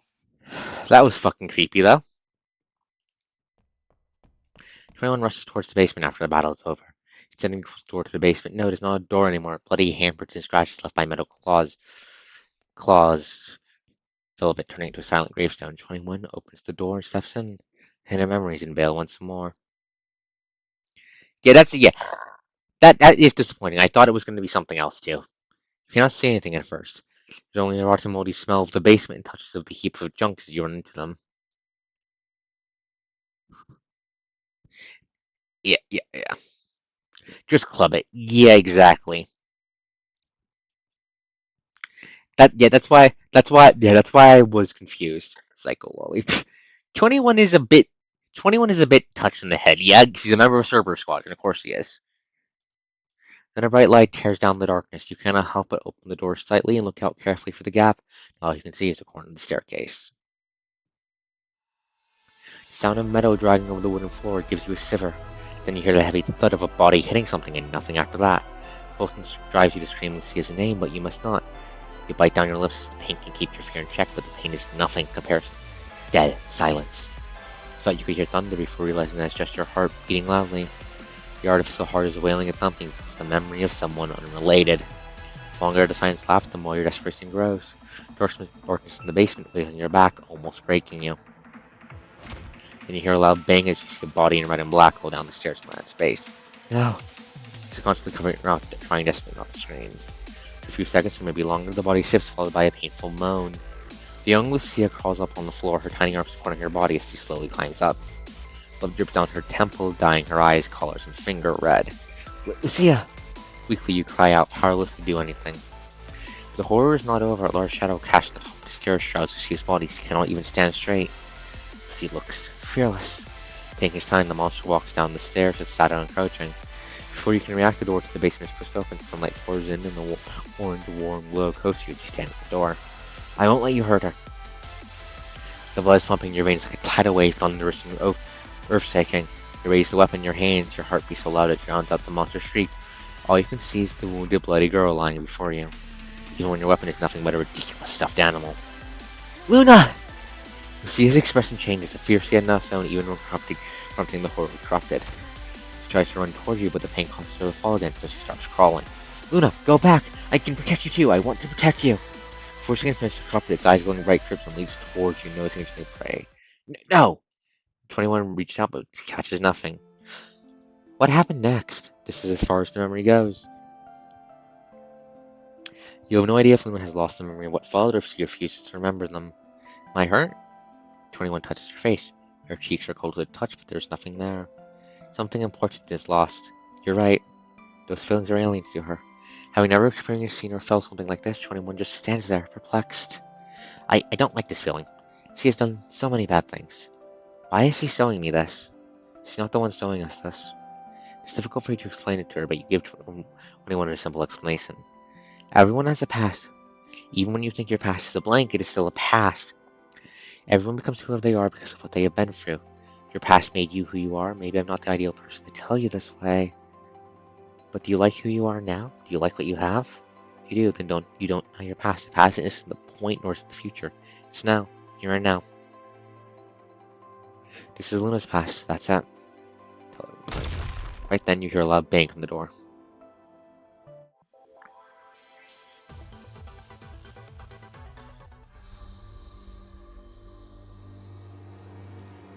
Howard the Wolf. 21 rushes outside of Lucia and Luna's childhood home. Where the door was is now a crumbled ruin, and you can hear coughs amid the smoke and broken walls. Couldn't you make sure the measure was correct? What's the matter as long as we can't get inside? Isn't this perfect? Hearing familiar voices, 21's eyes blind, and she dashed into smoke. Oh hey, Noctis and Vera are here. You donkey, we're trying to track someone. Why don't you go ahead and answer, huh? What the hell? Anyways, I knew it. Have a taste of my butt. Noctis, it's not an ambush. The breeze and smoke fade away, revealing Vera, one hand on her hips and never gripping her weapon. 21 holds Vera's legs tightly, burying her face in her by her waist, not saying a word. Sitting next to him, Noctis puts 21's cobot down, who is holding onto his hair. 21, you're alive! You got to be joking. Vera flings her open hand around his breast and resigned. 21, that's enough. Okay. 21 replies, directly. Let's go. Vera steps back, her cobot also leaping down from Noctis' hand, returning to her side. Don't tell me you got this scared to tears following the Commandant. Scared to tears? I don't get scared. Commandant was scared. You then realize you're not connected to Vera Noctis. After adjusting your comms, you'll finally reestablish contact with the remaining service members. I have no idea what happened after we lost contact, but we're finally back together, just a little bit later than planned. We figured out Luna's backstory. Spoiler, it's fucked. I won't call it a little bit. What's your progress? It's bad to keep a girl waiting, not the other way around. Can't be that bad to wait for a girl, can it? Fine. We haven't located our mystery guest yet, but we got into a small accident way here, which led me to believe that someone's making a fool out of us right now. Someone's making a fool out of the legendary Vera? Anyway, Noctis and I followed those craft instructions all the way here, but we're always one step behind. How'd you guys get here? It's a long story. Keep it to yourself then. Regardless, our last clue has led us here, and this time I'm going to get that guy before he bolts. Vera steps inside the living room as he speaks. So, have you found anything? Like catch me working red paint around like doll heads, or to ghosts on the road, or lock the doors. How's fuck me? Who the fuck locks their door so complicated? You mean this? Noctis word reminds you of the red graffiti you saw in the store room. Calling the same thing to anyone you leave the two of them there. Here. This looks like it's not a child's painting. How about some originality, huh? Seeing the pattern in the storage room, Noctis south angrily. It's a map this time? Topographic map. Behind his house looks like this is our destination. The last inferno. I know this is the guy's whole stick, but the cliché makes me want to laugh. Let's go, fellas. Vera's energy is so fretting that it almost makes you take a step back. Let me meet the clown who's been playing hide and seek with me the whole day. Oh, by the way, 21? Yes? Welcome back. 21 is ready. Waiting orders. Behind the estate is a sparse wood. Walk through the verge of the forest, stepping onto a woodland trail. Walking on a dry riverbed, you can feel the wind howling around you.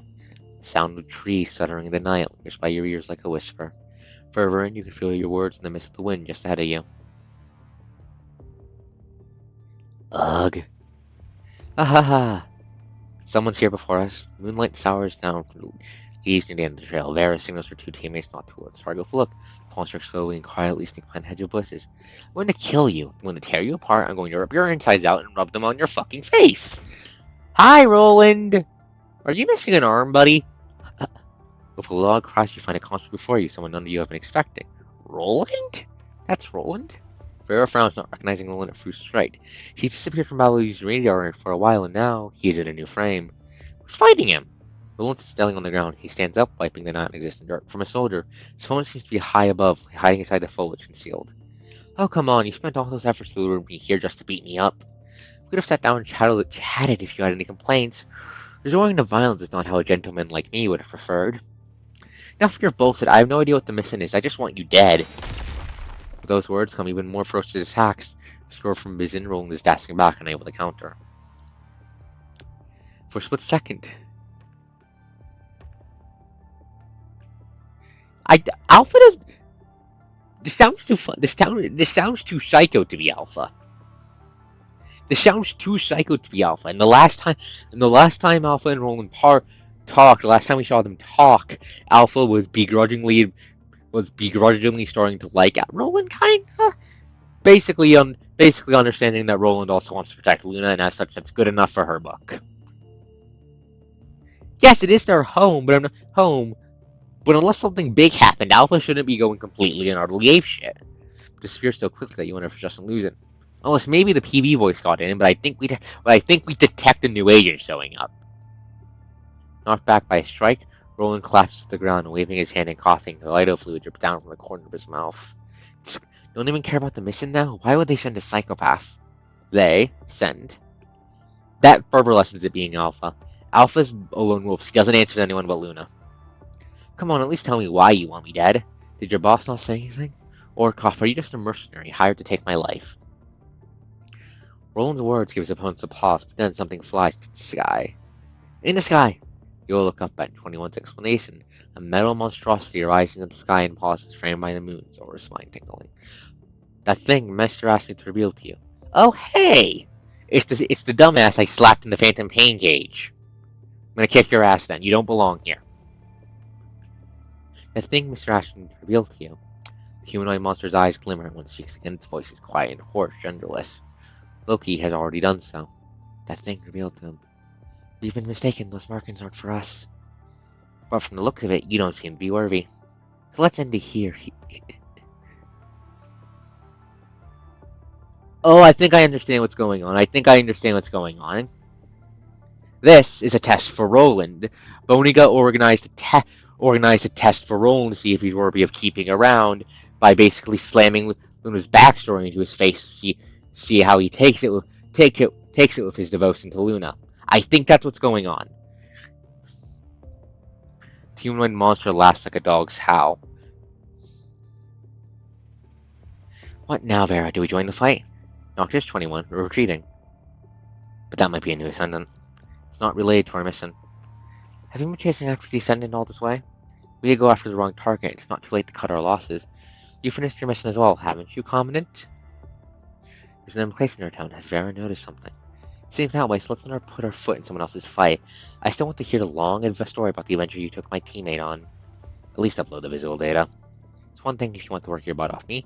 I just want to clock off as soon as possible. Vera? You can't order me. Not that, Vera. I think we've been exposed. 21, who's been silent since you arrived here, restraining her body. The alertness to danger is racing through her mind. I'm spotted!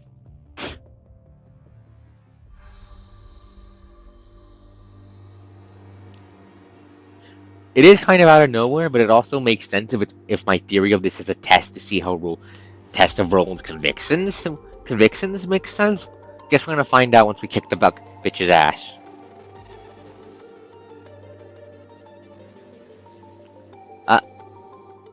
Game, thank you.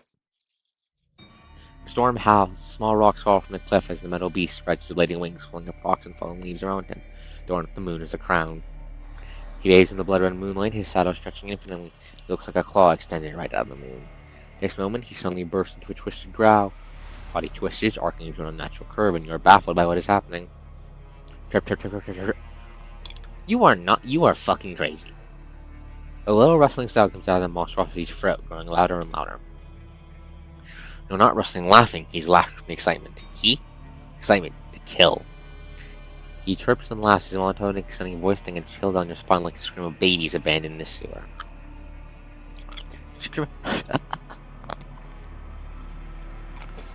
His voice suddenly turns to a continuous high-pitched squeak, filled with equal parts terror and delight. Only a tormented soul in hell could have made such a inhuman sound. Descent, what a scent! I'm here. Mr. must be so disappointed. He picked such a useless scrub. But if Voodoo brings him his new toys alive, he'll be happy. Mr. will be so happy. What is that thing mumbling about? New toys? Fall back, we're the targets! Sarah gives off the warding. Voodoo's bladed wings reach up, their edges reflecting the chilling moonlight. Noctis, standing in front, cannot help but coil, thinking the beast is about to strike him. 21, however, rolls forward, and her cobot stands before Vera, defending her. Three of them are completely exposed in the moonlight. Can't say I'm used to seeing someone crazier than Vera out of nowhere. Good puppies, nice puppies, are you here to play hide and seek with me? I'm going to count to 3 and then I'm going to come get you. 3. His laughter still lingers when he suddenly dashes down from the air towards Cerberus at deadly speed. Vera prepares to counter as Noctis takes his stance. But right before the moment he reaches Vera, Voodoo changes the direction he's flying towards.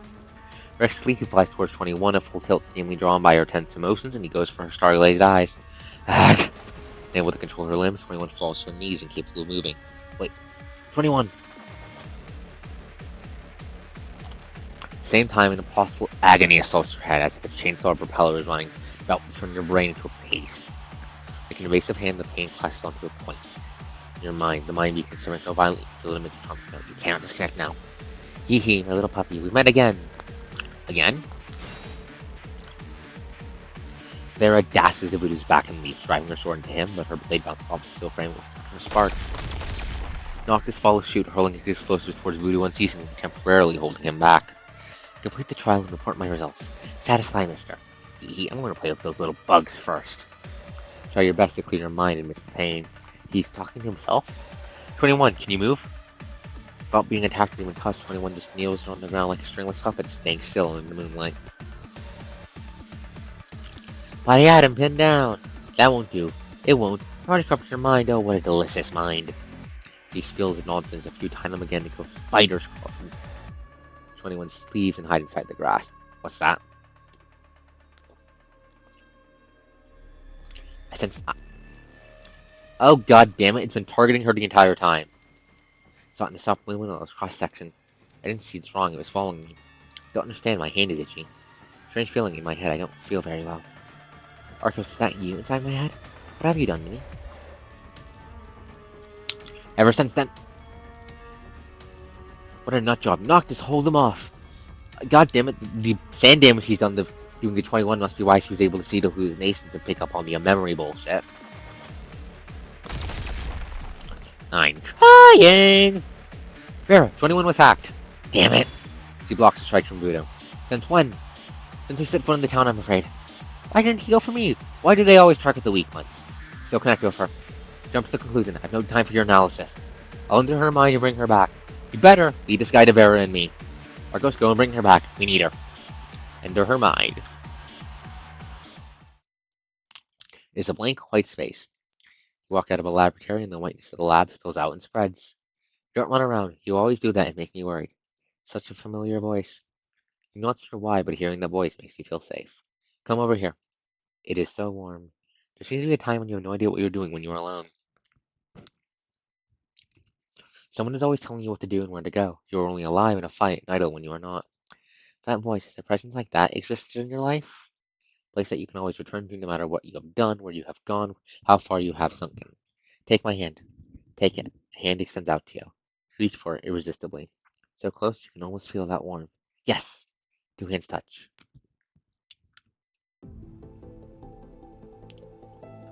You're still hanging in the air.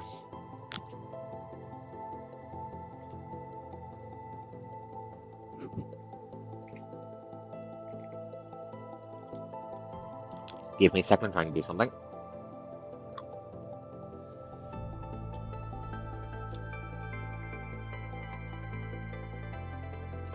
How to screen swap. I want to use this for the farm now. I want to use this for the thumbnail. Give me a second.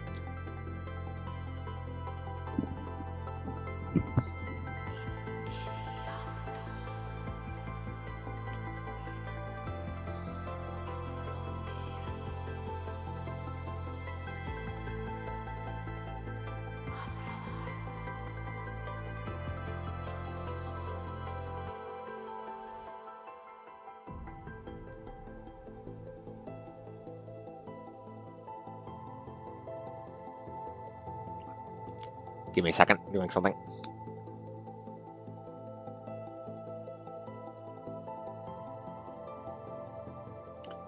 There we go. 21's fingers curl back hesitantly. Luna, let's go home. 21 turns around and discovers that she was already inside the vast mind. Visions flicker before her, showing the promising virus milling towns as people cry, pray, and die. She hears Dad calling out for Luna in the end, worried. She smells sulfur as flame devours all, and she despairs. She also sees Luna leaning on Lucille with the parents' hands. She hears laughter in the garden, smells the toast on the grills, and she feels the autumn breeze caressing her face. All those moments flash by her empty mind, vanishing as quickly as they arrive, leaving not a speck behind.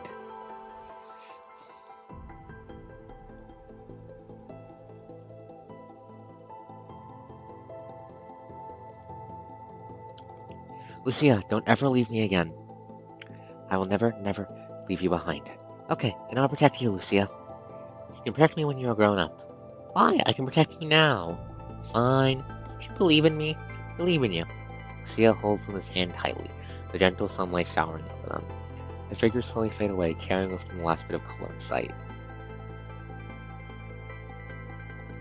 Space seems to distort around 21 and feels her body pulled back to the laboratory, the entry on the battlefield, the horrifying white space opening and skipping maw, trying to swallow her whole. The NC belongs and can only belong to this nothingness. It's lonely, isn't it? Hold up, is that supposed to be me? Lonely? All the things you never had when everyone else takes them for granted. We don't have to worry about that, more do as I say, and this will all end soon enough. Comment? No, that's not me. Get it out of the life, you know. This is a mere mistake. Correct it. Correct it? They really are, and I think I might have an idea where it's going.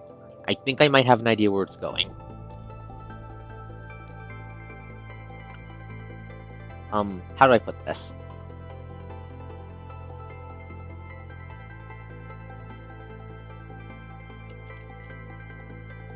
I have an idea for where this is going. why they're trying to establish the connection. But I don't have any proof, so I'm going to hold it in the back for now. Is that what you want? Look at you, poor broken thing, so lonely and helpless. Maybe your parents have foreseen your future when they abandoned you. A life is a heartless weapon, fighting on the battlefield until you are put down. Stop that nonsense. All these feelings, all they do is trap you in fear, so forsake them, forget them. Why would you need them when you're a machine? Stick to your role. Being a machine is what you're good at. Don't cause others trouble. You're not broken. No, I'm a machine. No. Damn it, I can't break free. Stop hesitating. Confront your truth. End this. Punching virus, stop stealing my goddamn voice. 21's eyes open up widely, her stunning suspicion replaced by reality. She's standing under the moonlight opposite Vodo. 21, attack him. 21. 21 crouched slightly, her eyes narrowed, the cobot next to her lit up. She's primed, ready to strike. You. Suddenly, she turns around, her piercing gaze exposing her back to Voodoo. You're not competent. The Voodoo behind her also dissipates, turning the dust on the bright full moon. Standing in the place are Vera and Noctis, defending and countering Voodoo's attacks. 21 suddenly feels an intense urge. Agent candidate? Potentially. If she is, that adds another notch to my theory of what's going on with her. That could just have been Voodoo trying to hack into her brain, though. I'm not sure if that was Voodoo or the voice of the punishing virus we see haunting on Alpha. 21 suddenly feels an intense urge, and emotion so strong and strikes like a curse. Permeates the air, spreading like a fog enveloping her. Wave her hand, her laser cannon source is bloody, and she breaks through her shackles like a runaway beast. The minute figure lashes out massive waves of energy like a wolf, finally revealing its fangs. After that, the illusion around her incurs the moonlit wolf's wrath and is shred to pieces. Split second, thoughts race through your mind like a galloping horse on an endless road. The wind blowing past you, burning and harsh. You leap for the golden fields and sail past all that would have struck you. If you jumped over a cliff, you set your sight on your destination, undaunted by the chasm and the waves beneath. 21 and you have broken through the hold on your minds together. You have control over the connection with her again. Now! You have not even finished your command, but 21 already understands what you're thinking, and you know hers.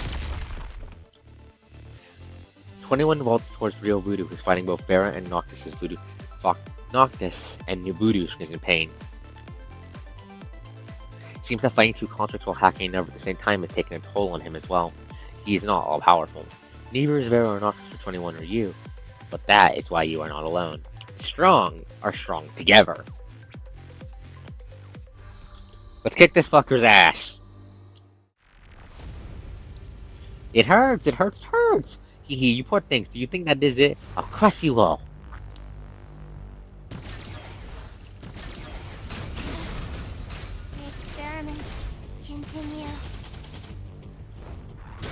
Yeah, stop! I don't want to be scrapped. Controller, work! Stop fucking doing this shit! Am I going to be a failure? Stop doing this shit and work! Am I going to be a failure? Give me a second, I'm fucking swapping out controllers. Controllers, give me a second. Am I going to be a failure? Am I going to be a failure?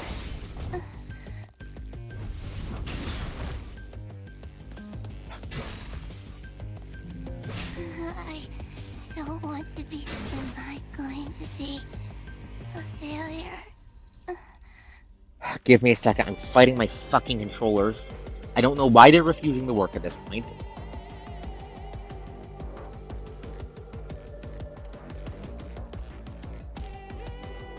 We're going to reset and do this again because my fucking controller decided it's going to...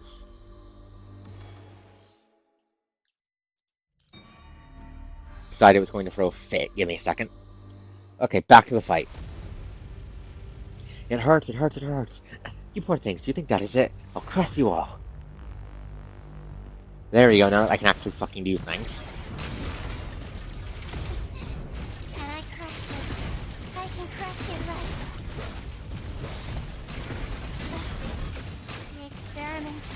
continue. Can I crush it? I can crush it, right?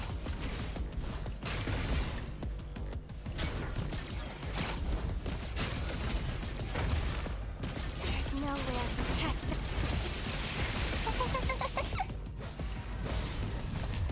Eats it, you oh shit, phase 2. Experiments continue. Mode change. Interesting. Yeah. Fix the controller problems. Let's see what you can deal with now. This is not in the Phantom Pain cage. I wish it was. It was cool. Don't you realize that? Those echoes in your head are not my spell. They are the whispers of your own heart. I am helping you listen to yourself. No, you're talking nonsense. Begin.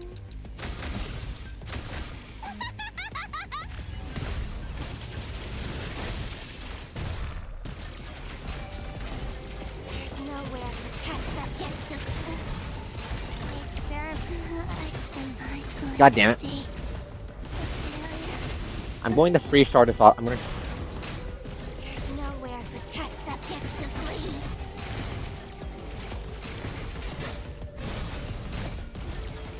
Am I going to be God damn it, stop dying. failure? The experiments continue.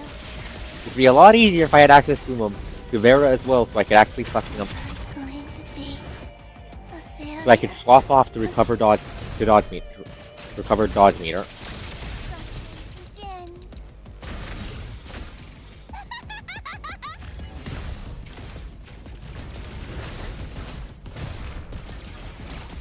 There's nowhere for test subjects to flee. Am I going to be That one shot me, I think.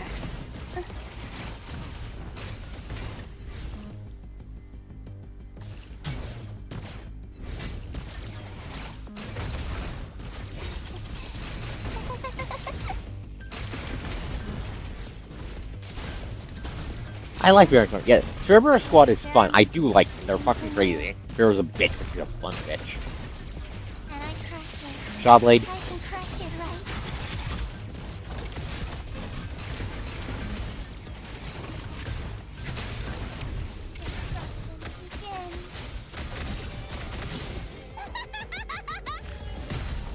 Figured out her all. I am whole. I'm not alone either. Ow, that hurt. Sucked. That sucked. I'm gonna need to redo this off screen to free start because I'm not free start eventually. Everything happens for a reason. It is not typical for you to say something like this, yet for some reason you cannot help but say it. As if your soul had been freed from that interrogation and you're standing here Cerberus here now. You feel the exhilaration in your heart as it beats and your blood boils. This is the true meaning of a chief. Vera paused for 1 second before coming to a decision. Noctis, 21, finish him. First on-screen Ascendant death? Voodoo is no match for Cerberus. Defeat is inevitable. But life is full of surprises. Lagaz? Turn off your auto. Oh shit! Oh wait! The bullshit from back in the park. Fuck. Turn off your auto modules now. That's not going to work. 21 and 21. 21 and Noctis are suddenly knocked back by immense force one after another. Everyone loses their balance and drops their weapons, falling to the ground. Ah, ouch. God damn it, Roland, what are you pulling? Ugh. Even Vera is trapped by the whip. Boland, man who fell to the side, defeated by Voodoo, stands up nonchalantly with a grin. This clown! Marvelous. How wonderful. Elegantly, Roland steps up and takes off an invisible hat, bowing under the Majoon like a magician giving his curtain call.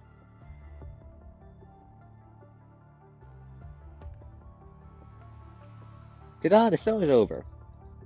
What an opening act. You saved me a lot of work, let me tell you, Dak. As for the honest who tried to sneak into out of Ticket, I think a little punishment is in order, no? Roland does not bother to restrain Voodoo, who's no match for him now that Cerberus has worn him down. So he strolls to Voodoo and stands there, towering over him, and Voodoo's large frame looks unraveled in the shadow. Now, can I have your ticket, please, ma'am? Ma'am? The nut job is to see? Voodoo raises her head and reveals the face behind her mechanical mask. Mr. Vonnegut will be very satisfied with your performance. Vonnegut, how are his footprints everywhere? Where is he? I think it was intended to mean she looks like she's broken to scrap metal. You'll find out soon enough. I don't like riddles. Roland takes out his gun and points at Voodoo's shattered mask. They lower their voices. Hey, what are you about? Speak up. Noctis wrestles to raise his voice. Where the hell did this voodoo come from? What the hell is this? Do Mary Poppin now? No fair magic tricks. Let me go and we'll do it one-on-one. Noctis, you are allowed. It's verbal assault, kid. I'm trying to get in his head with my words. Noctis, you're too stupid to do that. Oh, you shut up. Noctis is still struggling. Voodoo glances at you. He looks from that alarm before spreading her wings and the engines underneath it launch her into the air. You'll see disappears at the top of the cliff. Interesting. Very interesting. Roland laughs, holsters his gun, looks at you, seemingly knowing that you are connected to 21 at the moment. He sees it turns, tenses up, growling. 21, calm down. Interesting. Calm, man. I love to see your face when you find out the truth. The truth? You hear the sound of helicopter rotors. Reinforcement is here. What the fuck do you mean by that, Playboy? Already? Well, I've got to go too. No, shut up. What the fuck do you mean by the truth? What are you talking about? Are you talking about 21 or are you talking about me? See you, good puppies. Roland turns around and leaves the valley. He's gone. Ah, it's all for nothing again. Hey, did you just chuckle? Vera cannot help herself but giggle. Even when her mobility is disabled, still looks like there's no tomorrow. Laughs like there's no tomorrow by the hint of being just defeated. Don't tell me Vera has lost it. Has it been too much for her? This is, oh my god, the true measure of Chief. I've been holding it. How the hell did you say that stupid line with a straight face? Fuck you, that's how. True measure of Chief. I got excited. God damn it. I didn't even realize it. Why is it funny? You won't get it, kid. Vera finally stops laughing, her mood seemingly unaffected by the outcome of the mission. That said, not too bad for a comeback, Chief, even for me. You're making me more and more excited. Roland's trapped in the Lost Tower by now. Vera is the first to break her invisible shackles. That word Roland said back then. Just a magnetic restraint device. He probably dropped it when we were dealing with Voodoo.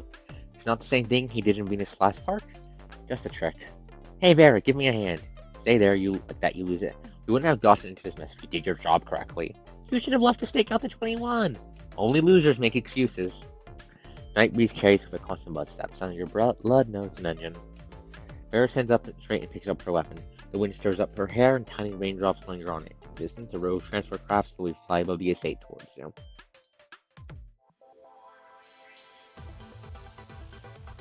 Wait, that counts as free-starring it? I don't feel like I deserve that. I don't feel like I deserve that. 6 cents.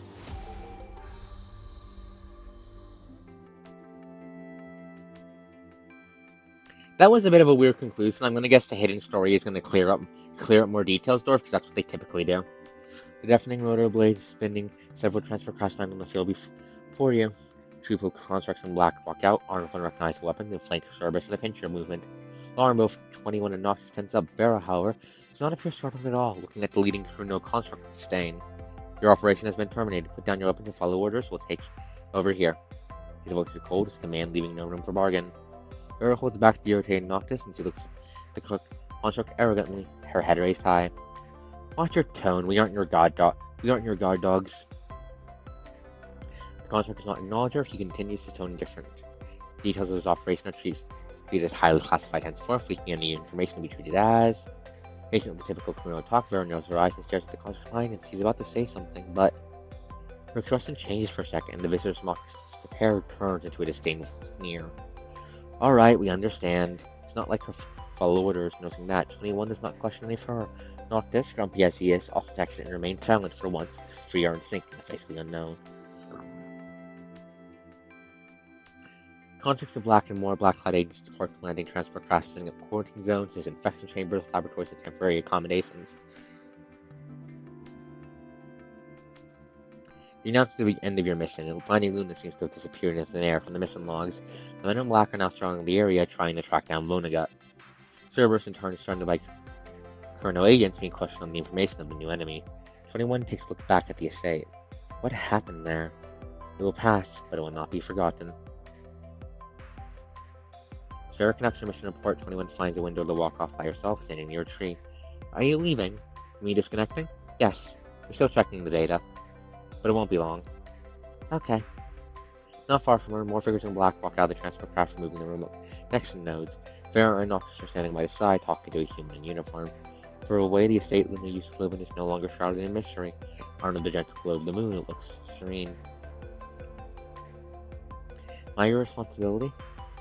Promise you everything here will be resolved. I'll do my best to answer all your questions after this as well. Understood. About the questions you had. She responds hopefully as if she isn't waiting for you to speak. What happened to those two girls? Luna! Luna, go back! I can protect you too. I want to protect you. That feeling was strange. I don't understand. When you were in my head back then, I felt something similar for the first time. The urge to protect? Was that urge someone else's or was it mine? I can't figure it out. Who did you want to protect? Capt. And Noctis. He can't die. Those feelings belong to you. But I've never felt anything. I only pretended I never felt. My frame is made broken.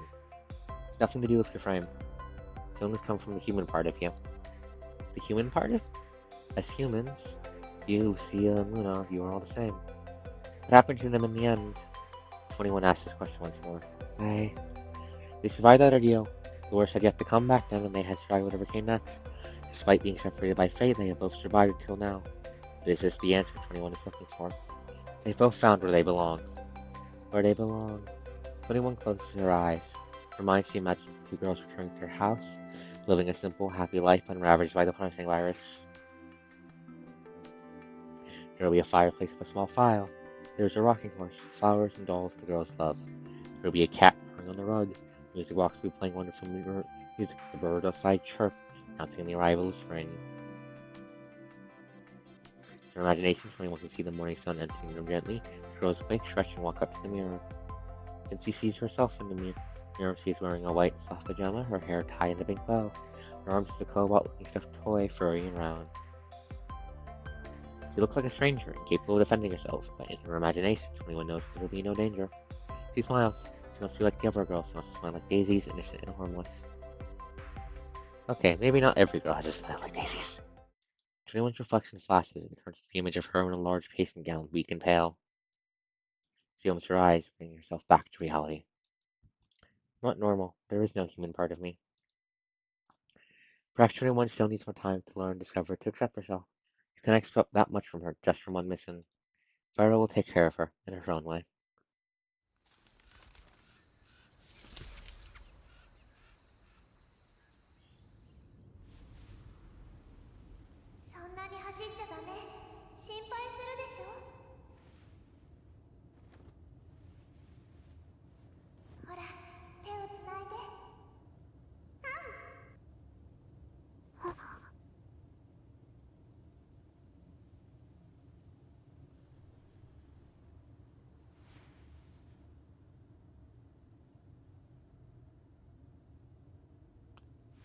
I think it's supposed to be commented at batting her. She deserves it.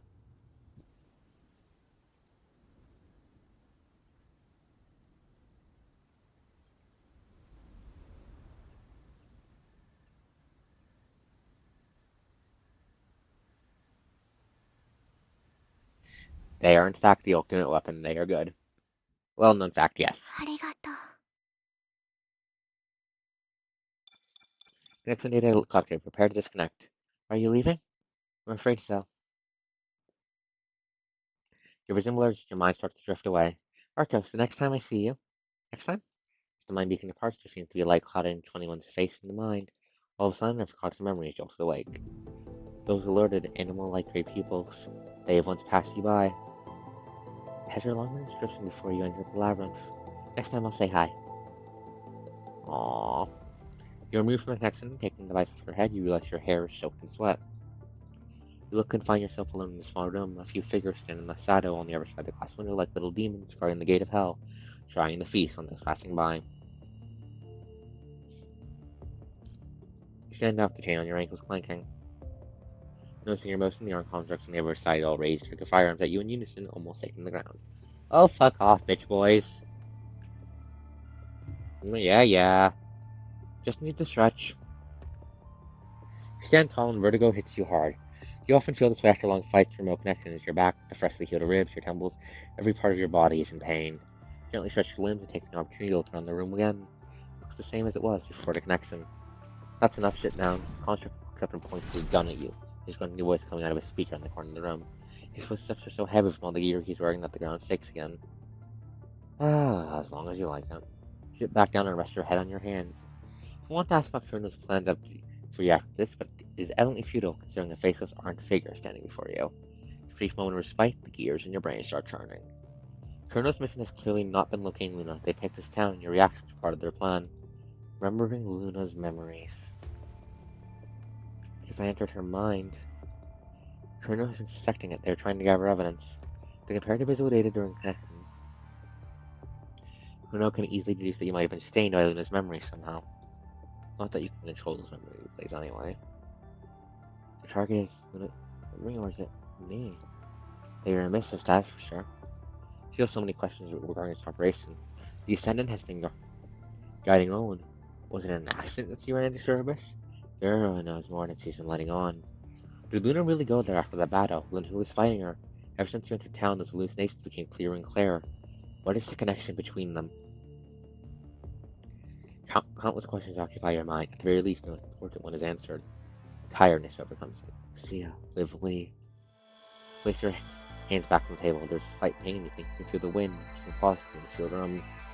The illusory breeze is gone soon enough. Pass through the heavily bulletproof glass and 7 cm thick walls and heads outside. Pass through a tree in a lifeless house over the nameless graves full of white crosses.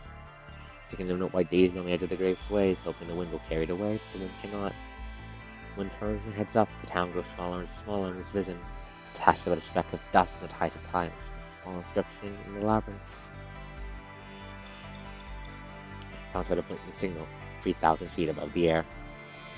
World Government Operational Logistics Center. Commander. Speak. Inscription channel storage module 3302X. You found it? Found it. No immediate danger, but reaching the force will be difficult.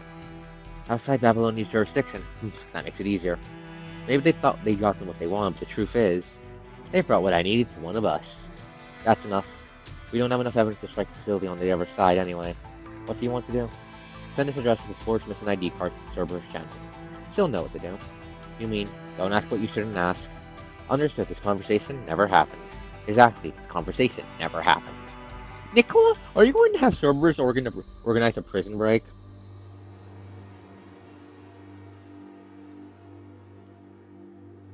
Yep, Roland's backstory. Sure if I had to guess.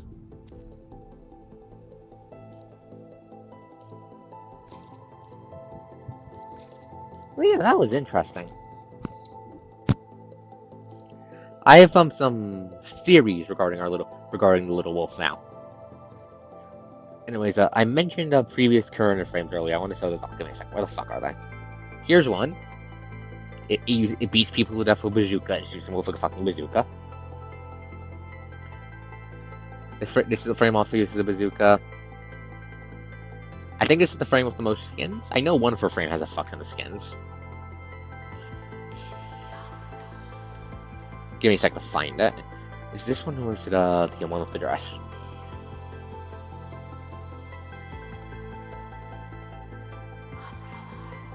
Give me a second.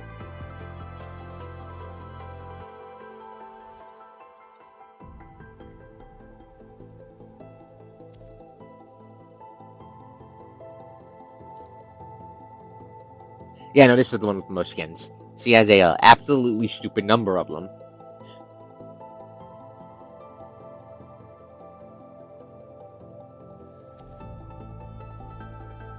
Anyways, but yeah, let me just pull up, still working on getting you,